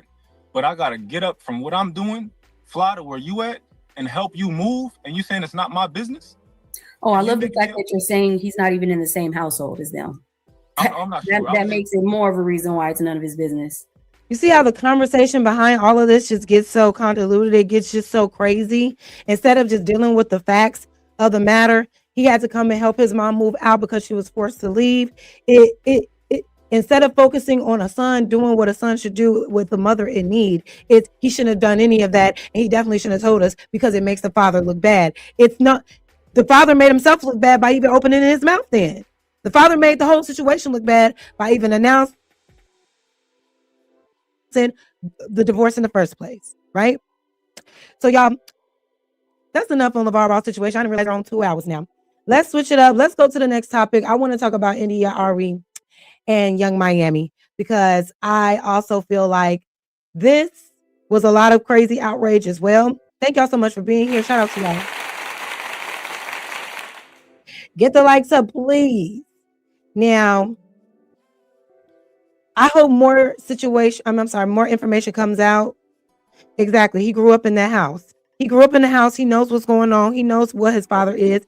And as we saw, his father was also talking to his kids crazy and treating his kids crazy. So it's not far-fetched. So I wish people will lean more into the truth and the facts of the matter than this whole misogynistic way of thinking that when a woman leaves a man, especially a man that is successful or brought success to the family, that she automatically did something wrong and not consider the nuance, because it's not always the case, right? But let's get into this Young Miami versus India Arie, child, because this was something that was not on my bingo card this year, right? And I find it to be a little interesting because while I do believe that songs have power, the industry knows that. The industry knows that what you put in songs can have heavy influence. That's why they perpetuate certain sounds and certain genres the most, because there is a conditioning that they try to place onto people by way of music. But this whole situation with Young Miami and her new song Spin That, and maybe I'm conditioned a little bit because I'm not the song ain't bothering me, y'all. I'm sorry. The song is not bothering me like that. And maybe it's because we've been so desensitized to vulgar music, especially within our community. It's just like, okay, yeah, it's just another song. There's nothing new under the sun, right? But apparently this song came out, it's a hit. And there's a lot of reasons why this song is a hit. The cadence is dope. It's a fun melody, right? It's easy, it's catchy, it's a dope beat. Of course, it's going to catch the ears of many. She put the formula together and now you have a hit song. But again, this is nothing new. So let's get into this video during this second segment. Shout out to Hype Entertainment. And it gives a good overall view on what happened and the responses that Young Miami. Live from Raptors Club, Right Plus News, I'm Janaba. As we continue our coverage on India Arie speaking against the popularity of Young Miami's Spin That hit, Young Miami herself looks to have finally responded back with her thoughts about Arie's comments and any backlash people have about the song. On Wednesday, the rapper would reshare a post directly responding to India Arie, dissing her song's success. The post would go on to say, "Enough. There have been so many more successful songs about murder, the disrespect of women, drug use." Y'all, I'm sorry, I jumped ahead. My bad, y'all. I jumped ahead. I'm playing the second video, when I should have been playing the other one. Hold on. This was the response.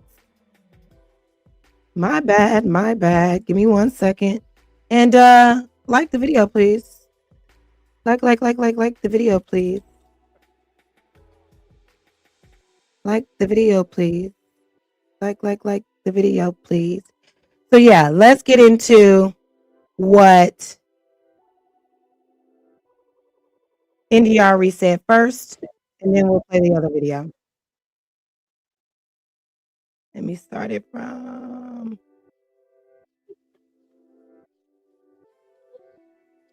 Hold on 1 second, y'all.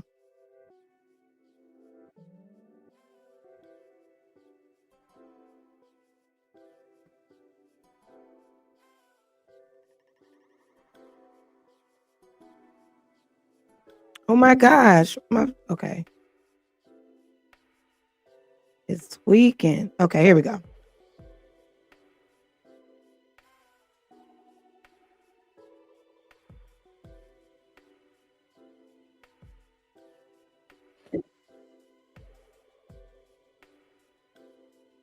Y'all, give me 1 second. My video is tweaking right now. Oh my gosh, I'm sorry. Here we go.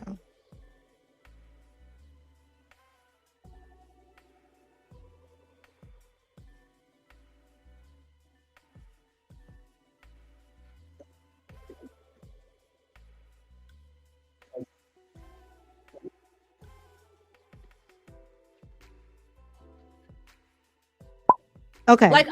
Let's get into the video. This is what I wanted to show y'all first. Shout out to River TV again. My bad, y'all. Tweaking today. All right. So let's get into what Arie initially said. Okay. Here we go. Arie called out the behavior at the Essence Festival, the likes of the Megan Thee Stallion and all of that. So they made it look like my story was I have harsh words for Janelle Monáe and Megan Thee Stallion, and I do not. The concept that anytime a woman says anything, even in the vicinity of another woman, she's being catty and she's fighting. And so now we got this headline about what I supposedly did. Who I was addressing were the people in the comments, explaining to them that the video in question, not Meg Thee Stallion, not Janelle, but the video in question was out of context for the Essence Festival. Now she's talking about the Essence Festival. Now she's Essence is a 53-year-old institution that was always about wholesome Black entertainment. The brand shifted right under people's feet. That's what I meant when I said context. What I did was jump into the comment section, and in fact, in defense of someone who was in the comment section trying to explain her trust of Essence brand being broken, I commented about the context. That's what I did. We all know everybody twerks. Everybody knows who Meg Thee Stallion is. She's one of the biggest stars in the world, and so is Janelle. Everybody knows what they're about and what they do. We weren't saying that they shouldn't do what they do. We were saying context, which is what my message said. The part that really is important that people should know is that the Essence Festival was purchased. And so the new owners are trying to take it in a different direction. So yeah, I'm showing this because this is how she's been responding since her original comments, right? So now she's talking about the Essence Fest and how degrading that it is and how it's changed, et cetera, et cetera. And then it leads on into what she said about Young Miami song. And they are. And the rub is that people weren't told that.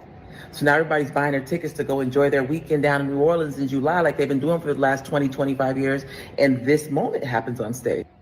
For the last 20 plus years, my whole adult life, I've been nothing but uplifting and deeply caring and deeply loving and speaking highly of us as Black people always. I released the song Brown Skin, 18 years before Brown Skin Girl? I've been about this. I'm still about this. I love us. I have my opinions about things that may differ from other people, but I don't be out here arguing with people. I speak my mind, I share my ideas, but I've always done that. And I'm always going to. It's a similar conversation that she was having, right? She was like, this was a place of like elegance. This is a place of like, everybody can feel involved. You can bring your whole family. It can be a whole entire event. We're in a space and an era now where the scale is very much drastically tilted. Before, even if you had a Little Kim, a Foxy, or whoever, you also had a Lauryn Hill. You also had a Jill Scott. You also had an India Arie, right? And so there is not that balance that we see. It's like even the classier girls are trying to be the ratchet girls, right? And so it's very drastic how forward we are with society as a whole, where the women are nowadays, right? And the mindsets that they have. And I'm gonna pause it right there and take you to this video now. Who are saying it's just a song. Well, if that's what you think, enjoy. But what I know is that music has power. But of course, I have used that power to help some people. And I have traveled around this world twice. And I see the impact of what we export out of the Black American experience to the rest of the world. Longer story for another time. I was also in the blogs because I made comments about Clive Davis. And I said, watch what kind of stories you're going to see coming out about him. I signed my record deal when I was 22 years old. And so I learned about human nature through the lens of the music industry. So I got a full hot dog. So it just seems like to me, India Arie is fed up of the debauchery that continues to come out in the industry as it pertains to Black women and the type of images and the type of music that is constantly being pumped out. But it's just like at the same time, India Arie, you can't go on attack mode when the real person that needs to be attacked or the real entity that should be attacked is the industry that consistently perpetuates these images in a negative light as it pertains to our community. Because I think that's what she's saying. Yeah, there are some artists that don't care. They're gonna make these songs like Spin That and all these other, lowbrow songs, if you will, because those are what makes money, right?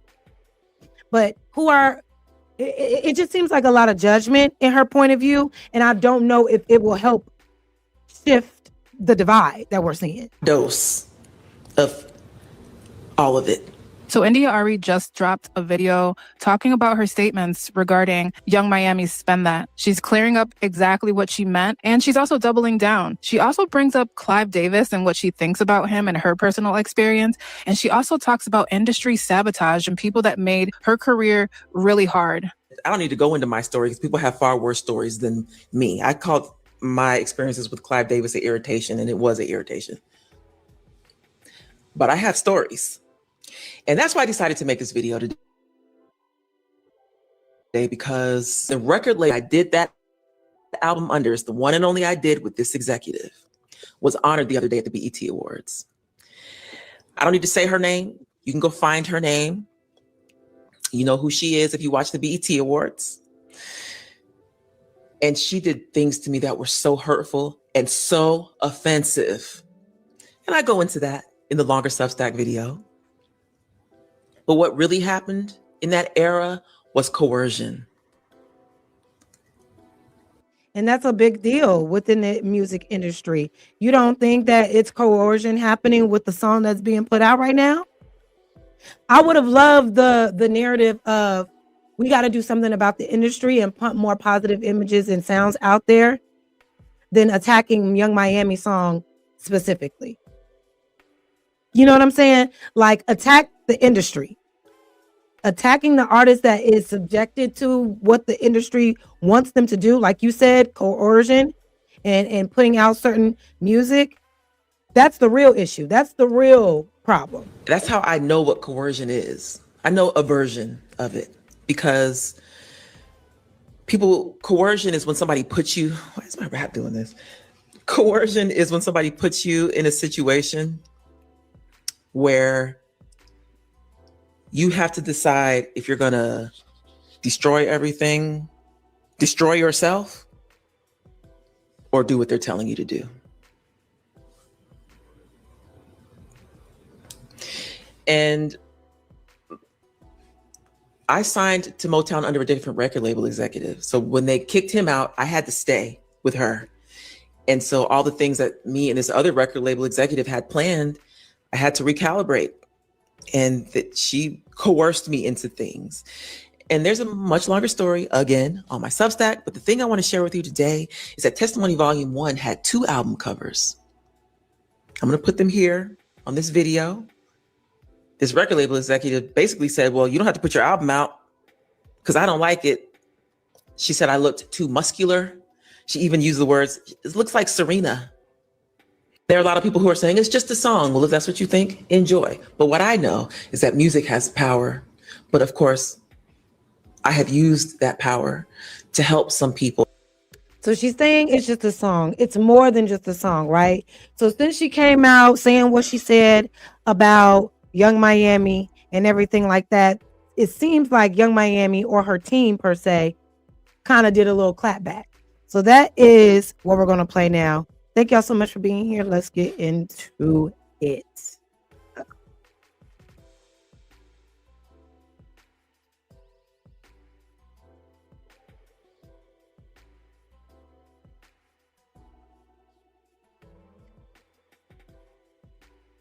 Can y'all hear me? Something is going on with my browser.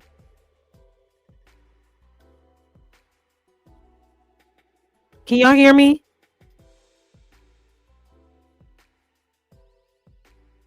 Can y'all still hear me? Because something is going on, y'all. Something's going on with my browser.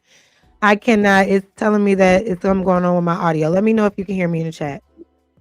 Or if you can hear the video. Ah. You can't hear the content anymore? You can't hear the content anymore? Oh no. Let me try it one more time. Something is going on, y'all.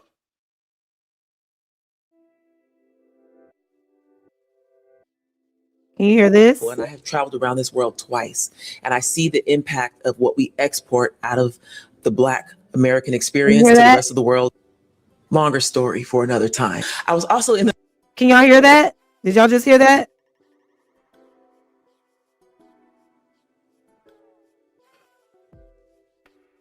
I'm trying to figure out what's going on with the sound, y'all. Okay, you hear it? Okay, cool. So let me go back to the other video then. My bad, y'all. Okay, let's go. Reporting live from Hypers Club, Fright Plus News, and that hit. Young B's comments and any backlash people had. The post would go on to say, so this is the response now, right? This is the response that I guess Young Miami reposted. She said, enough. There have been so many more successful songs about murder, the disrespect of women, drug use, dealing, etc. But Carisha's song about text notes, stealing from what you can infer to be a major corporations at that, and tricking is the problem with our community, please. And I think that's a valid response, right? I think that is a valid response. I think that there are bigger fish to fry as it comes to what's impacting our community. This song is like a small cog in the wheel. There have been so many more successful songs about murder, the disrespect of women, drug use / dealing, etc. But Carisha's song about checks, notes, stealing from what you can infer to be major corporations at that, and tricking is the problem with our community, please. This would specifically address Arie's criticism of the song, stating the mass acceptance of this song itself is a crystal clear sign of the bigger problem. I finally realized that not everybody wants to get free, and it was a very rude awakening. Now, Arie's comments would come after Young Miami would receive praise from the audience at this year's BET Awards and would be announced as having the Song of the Summer. Now, following her resharing the post reacting to Arie's criticism, Miami would then go on to say, this for the hood, nigga. I see y'all and I feel y'all. Along with her resharing that her song has now reached number 25 on Billboard's Hot 100 list. Now, a growing number for some isn't just Black adults who will be influenced by the message of the song, but unfortunately children who have gone viral for singing. Now this, I do not agree with. This, it is not a song for children. Children should not be saying this song word for word. But at the same time, that falls on the responsibility of the parents. That falls on the responsibility of the guardians, because kids are going to be exposed to things when we're not, around them. But I feel like it's up to adults to help them to understand the difference between entertainment and reality, what's right and what's wrong. But at the end of the day, recording your kid singing the song, that's part of the problem. When there are a lot of different songs that you could be recording them reciting, and there are other creative ways. Kids Bop, Gracie Corner, they do a lot of kid-friendly songs with the same type of cadence and the same type of melody, just with different words. So if your kids want to get involved in a way with a popular song, you can do your part to get creative and make them feel a part of it without saying degrading things. We've seen it happen. Singing the lyrics just like it was a Gracie's Corner song.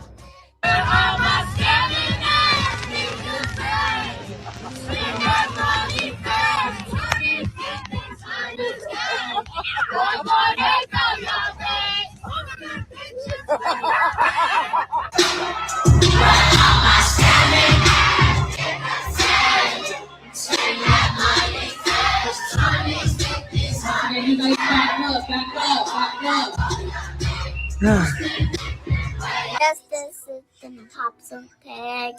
Girl gonna go, yeah, bitch. Spin the sheet. Spin the sheet. For those who don't know, the phrase boosting bitches where y'all at, which is repeated several times a part of the song's chorus, is shouting out women who And the steal. thing is, the song is so damn catchy. That's why it's easy for kids to catch onto it. It sounds like something, like the melody, something about that melody is very, I'm not gonna say kid friendly, but it's a melody that is easy for a kid to pick up on. You know what I mean? It's a very simple ass song. And that was intentional. As that's what boosting means. Now, just in the past several weeks, there have been 2 major incidents related to stealing with negative consequences. The first will be when 1-year-old Cohen Wiley was shot in a car by police after his mother fled a local Walmart after she and an accomplice allegedly shoplifted from the store. And another, with direct ties to Spendat, would be a mother and daughter duo who would post a video of them dancing to the song with stolen purses just before their arrest in Seattle. According to local reports, the mother and daughter was accused of stealing more than $7,000 worth in Louis Vuitton handbags, would go on to celebrate their alleged theft by posting a TikTok video to spin that. But let me go back to this. Allegedly shoplifted from that lady that did this, remember we talked about this little boy that was killed in that Walmart parking lot because of this alleged theft? To correct this video, that woman never stole anything. She never stole anything. It was just a whole encounter gone wrong. the store. And another, with direct ties to Spendat, would be a mother and daughter duo who would post a video of them dancing to the song with stolen purses just before their arrest in Seattle. According to local reports, the mother and daughter was accused of stealing more than $7,000 worth in Louis Vuitton handbags, would go on to celebrate their alleged theft by posting a TikTok video to spin that, which has now become. And of course, that's all people need to assume that this encourages debauchery. But there are so many other songs out there that do this. It's like, are we, I know, and it's not just in our community as well. There are other creators, there are other artists that have made very harsh debauchery type music within their communities. But if you have sense, you're not going to be consumed by this song and in the same breath say, I want to go and pursue a scamming ass nigga. I want to go pursue a man that's scamming and I want to commit felonious crime. No. That's not what we should be taking away from this. We should be smart enough to know where this music comes from, where it derives from, and it isn't the overall music that we champion. We don't champion as a community, but the industry does. So our biggest issue should be with the industry and the machine that pumps out the songs. And key evidence in their case. Court records allege that in the video it appears that the mother was actually dancing with handbags resembling the stolen Louis Vuitton merchandise they are now being investigated for. Now, as mentioned in Miami's response, this isn't the first time a hit rap song promoted crime or bad behavior. Like Rick Ross's BMF, or known as Blowing Money Fast, which pays homage to legendary street hustler Big Meech and street gang leader Larry Hoover. Or do you remember Jaquan's Tipsy that encouraged people to get drunk? In that same song, he would even go on to threaten to shoot someone. And you can't forget about Eminem's Kim, where for 6 minutes and 19 seconds, he sings Eminem's Kim? Y'all remember that song? He was talking about putting that lady in a trunk, killing her, doing all type of stuff. I don't remember any conscious rappers or conscious entertainers coming out against it. And maybe because he was white, but like the other people that he mentioned, is it a problem? Is it more acceptable? Do y'all think that it's more acceptable if a man does it and when a woman comes out and does these songs, even though we have the Lil' Kims and the Foxy Browns and the Trinas and the Eves that, spoke similarly when it comes to, sex and gangs and all this and that? Do you think it's like more of an outrage when a woman takes these stands and proudly talks about scam culture and, degeneracy in this way? Because the outrage makes it seems like we just got here. Like this has never happened before. And we know that's not the case. It's about killing his wife and child's mother. So let's talk about it more in the comments below.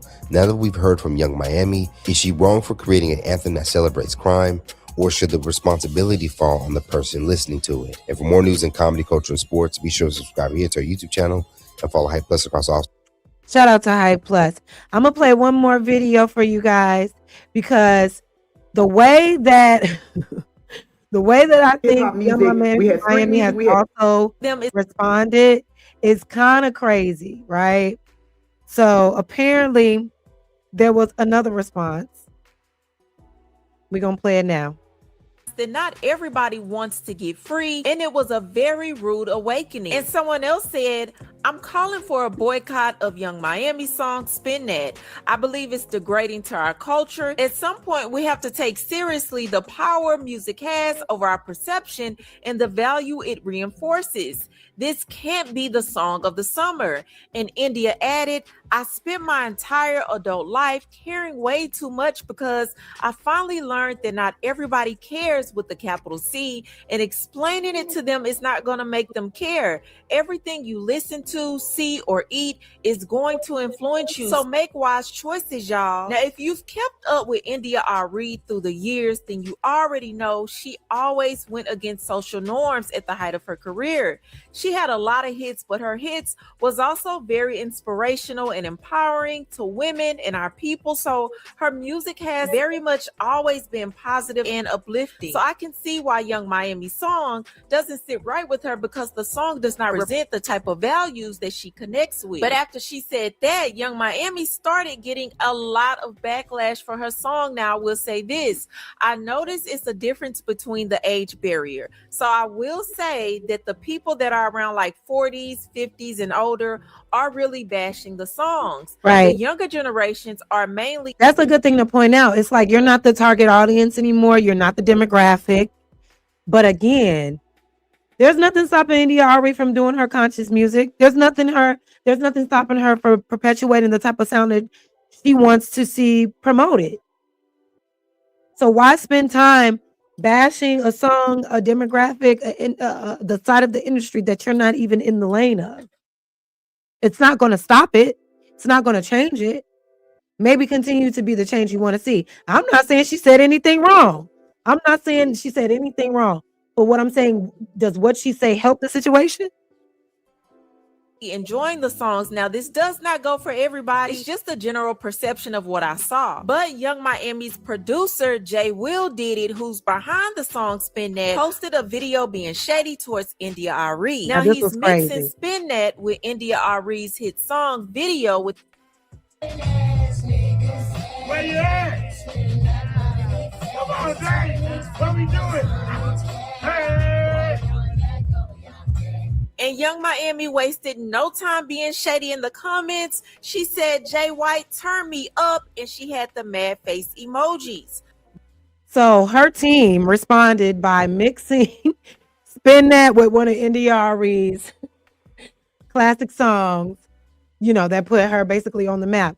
Very petty, a little disrespectful, but hey. But India Arie got wind of all the backlash, all the debating, and she took to her Instagram and she wanted to clear some things up. Okay. Take a look. And I've been in the blogs a couple times this last week, and so I wanted to come and talk about these things. Let's talk about the easy one first. It is being wrongly reported that I think we should boycott this song of the summer. I'm not going to tell you what it is because I refuse to sing that song, but either you know what it is or you don't. And if you don't, you can go find it. It's very easy. But I don't think we should boycott. What I want is to see people understand the power of words and music and to make choices that are healthy for them. That's what I want. Do I think it matters what I want for people? No. I have finally learned that it doesn't matter and that there's no amount of sacrificing my life force energy that is going to make anybody want anything better for themselves. All I can do is emanate what I emanate, stand for what I stand for, and hope that it reaches who it's meant to reach. And that's it. And that's all I'm going to do. And so my comment makes it very clear that I don't think we should boycott. My comment is tantamount to everybody doesn't want the same thing. And you know what? I like this. I'm not saying she's wrong. She's not wrong. She's not wrong. But if you want to be a part, if you want to be the change, if you want to see change, is this rant specifically towards Young Miami and never towards anybody else? Is this contributing to the change that you actually want to see in the industry? Like she said, I don't think that it matters what I say, but what could matter is the impact your music has on the youth. Maybe take a play out of the book and maybe create songs that can maybe appeal to a younger audience to get them to shift their mindset on certain things, right? Because all I'm saying is it's just sounding like bashing, and it sounds like misdirected, like frustration, right? It just all sounds misdirected. And I don't know if her doing this is going to yield the result that she is looking to maybe have after saying what she said. And there are a lot of people who are saying it's just a song. Well, if that's what you think, enjoy. But what I know is that music has power. But of course, I have used that power to help some people. And I have traveled around this world twice. And I see the impact of what we export out of the Black American experience to the rest of the world. Longer story for another. Yeah. And don't say we. That's an industry thing. That's an industry situation. Let's boycott the industry and tell them we won't promote or support any music unless it is of, this style, this genre, this type of language, this type of influence. I don't like the fact that they put the blame on the consumer, right? Even though we all have a choice on what we consume, but never anything on the people that's pumping the issue out there. Is that what you think? It's the hold on, y'all. It's the boosting of the song that made Miami the target. And I did hear something about her mom getting into some situation with boosting or what have you.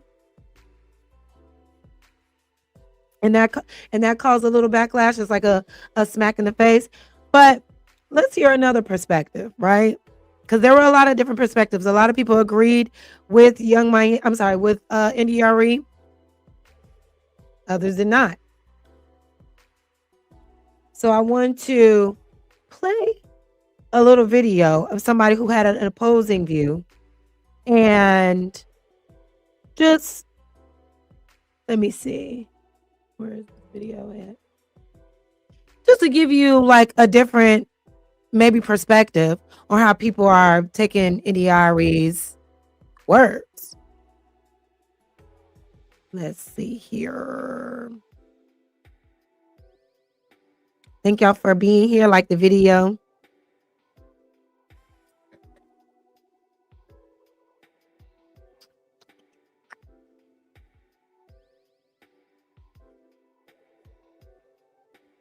Let's see.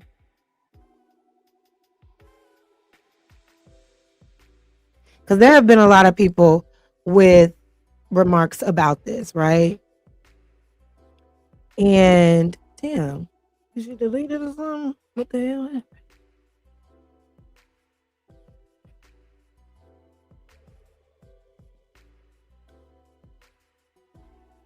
Let's see.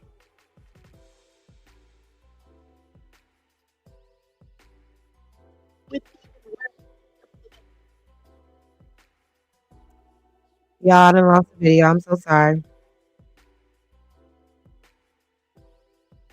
Hold on. What the hell? What you talk about in the chat? None of that. None of that. None of that. None of that, please. But some people feel, you know what I mean, that India Arie was basically hating. And you know who thought she was hating the most?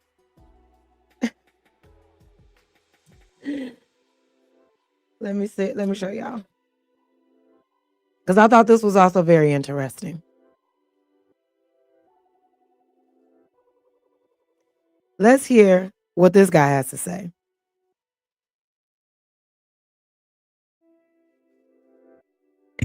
Do you think Young Miami give a fuck about you don't like her record? You take out time to go on social media to down talk a girl. You just say something about me. Leave that little young lady alone. See how pretty she is. You don't look like her, so it giving me hate a little bit. Do you think Young Miami give a Now he thinks Arie is just hating. Arie is mad because she don't look like Young Miami. I don't think that's the case at all. I think she's genuinely, you know what I mean? Like, I think she's genuinely concerned. I think she's genuinely concerned about it. I don't think it has anything to do with her wishing she can be like Young Miami. But, you know, a lot of people may feel, let's see. But let's get down to what India is saying about Young Miami Spin That. Where I'm going to have to hold several truths at one time. I am extremely proud of Young Miami, okay? Because I know exactly where she comes from. I know, you know, her upbringing. I'm very familiar with her style of upbringing in Miami. And the world says girls that come from where she came from and who was raised, how she was raised, were never going to amount to nothing, never be anything. And she has found critical acclaim and success. Mm-hmm. That's number one. Second thing that I want to say is Arie speaking on Young Miami's song is the same reason why I do not comment on other YouTubers. Because you see what happens. And I'm pretty sure Arie is sitting somewhere now saying, all this ruckus and all this stress that's coming my way was not even worth it for me expressing this opinion that I could have just kept to myself. So I'm going to start there. While I do believe and I understand how some people can feel the way that Arie feels about the Young Miami song, with you being another musical artist, a small amount of it feels like you hating. Ooh. It does. A small amount of it feels like you are hating. It does. It really feels like you've seen this girl get this big, massive hit with a song that you morally object to, which is your right. Right. And you feel away. That's that. Now, as it relates to the song, okay?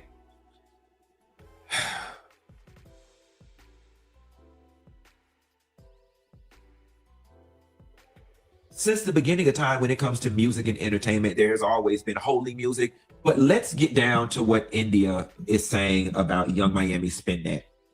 So, and I think that's where I kind of agree. That's why I'm like, her saying that, like, it's valid, but is it actually helping? Because it's coming off a little bit like a hater. It doesn't sound like it's coming from a place of love. It's coming from a place of judgment. You know what I mean? Hold on, y'all. It sounds like it's coming from a place of judgment.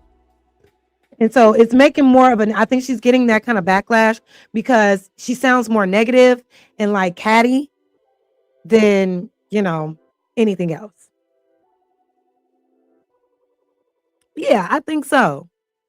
Her success comes from her soul, from selling her soul, but that's another story. I feel Arie, if anyone has an opinion, it will always come off as hate when it's not. And I do agree with that. If it's an opposing opinion, it does. But I think what he just said, Funky Geneva just said in that video, several things can be true at once.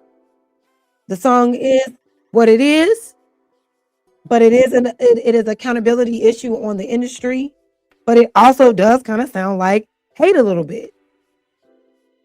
And maybe she could have said it a different way to, you know, make it land as if she wanted to maybe, you know, collaborate with Young Miami to maybe want to do different type of music because she is younger and has more of an impact on younger kids or, you know, young adults. Maybe she wants to maybe try to collab in that lane so they can put out more positive music for the people that it's impacting. If that's really your issue, there are other ways you can go about trying to fix the problem than coming out and saying we need to oh, the fact that people love this song so much lets me know we just all want to be slaves forever. It's like, come on now.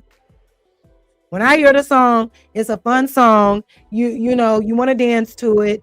It's all good. I'm not thinking I want to go out and get a scammer. I'm not thinking that I want to go out and do any type of degenerate behavior. We should be able to have more discernment than that, right? Exactly. She could have done a lot of different things. But again, you're talking about young Miami that already has a little bit of a questionable character, right? Already has a little bit of questionable character that literally came out, talked about how she was a whore, talked about how she was down for Diddy no matter what. Hold on one.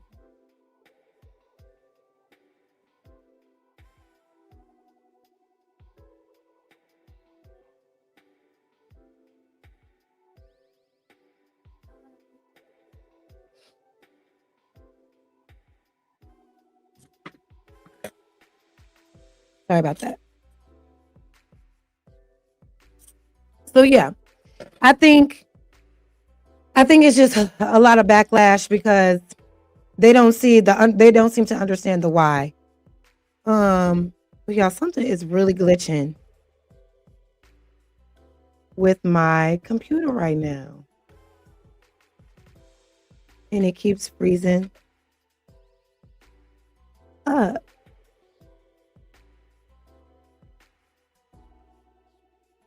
But I do agree, it is her choice of words. It's a choice of words on both ends. Y'all saw that? Okay. But anyway, so tell me what y'all think about that. Tell me what you think about that. And do you think that right, it's got to be gremlins or something. Something is going on where on my end it's hard for me to pull up the videos that I want. I don't know why that keeps happening. But what do you guys think? Do you think Arie, made valid points, which I think that she does, that she did? Or do y'all think that we need to boycott this song? We should be against this song? You let me know. Let's go on into the last segment. Thank y'all so much for being here on this little afternoon tea. No big deal. Make sure you like the video. Wait, hold on one second.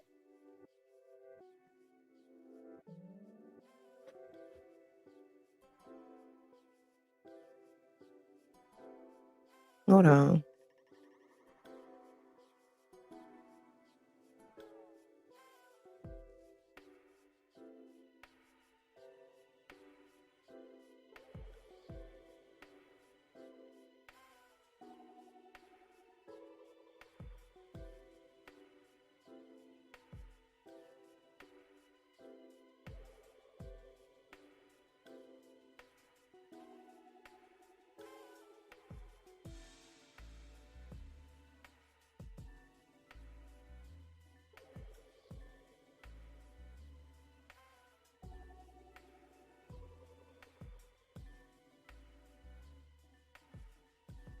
Oh my gosh. Oh my God. Y'all, I think I'm gonna have to call it because something is going on my end. I might have to scratch this whole thing. Something is off and I can't, there's something glitching on my end and I can't keep going through this because it's been lagging and I'm not.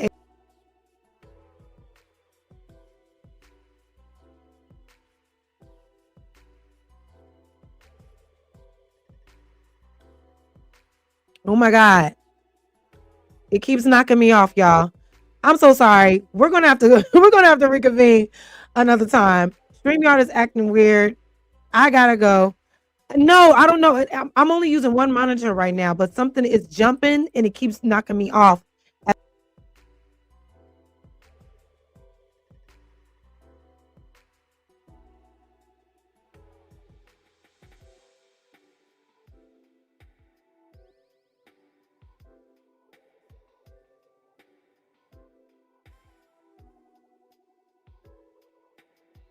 Y'all, I don't know what just happened, but I gotta end this stream.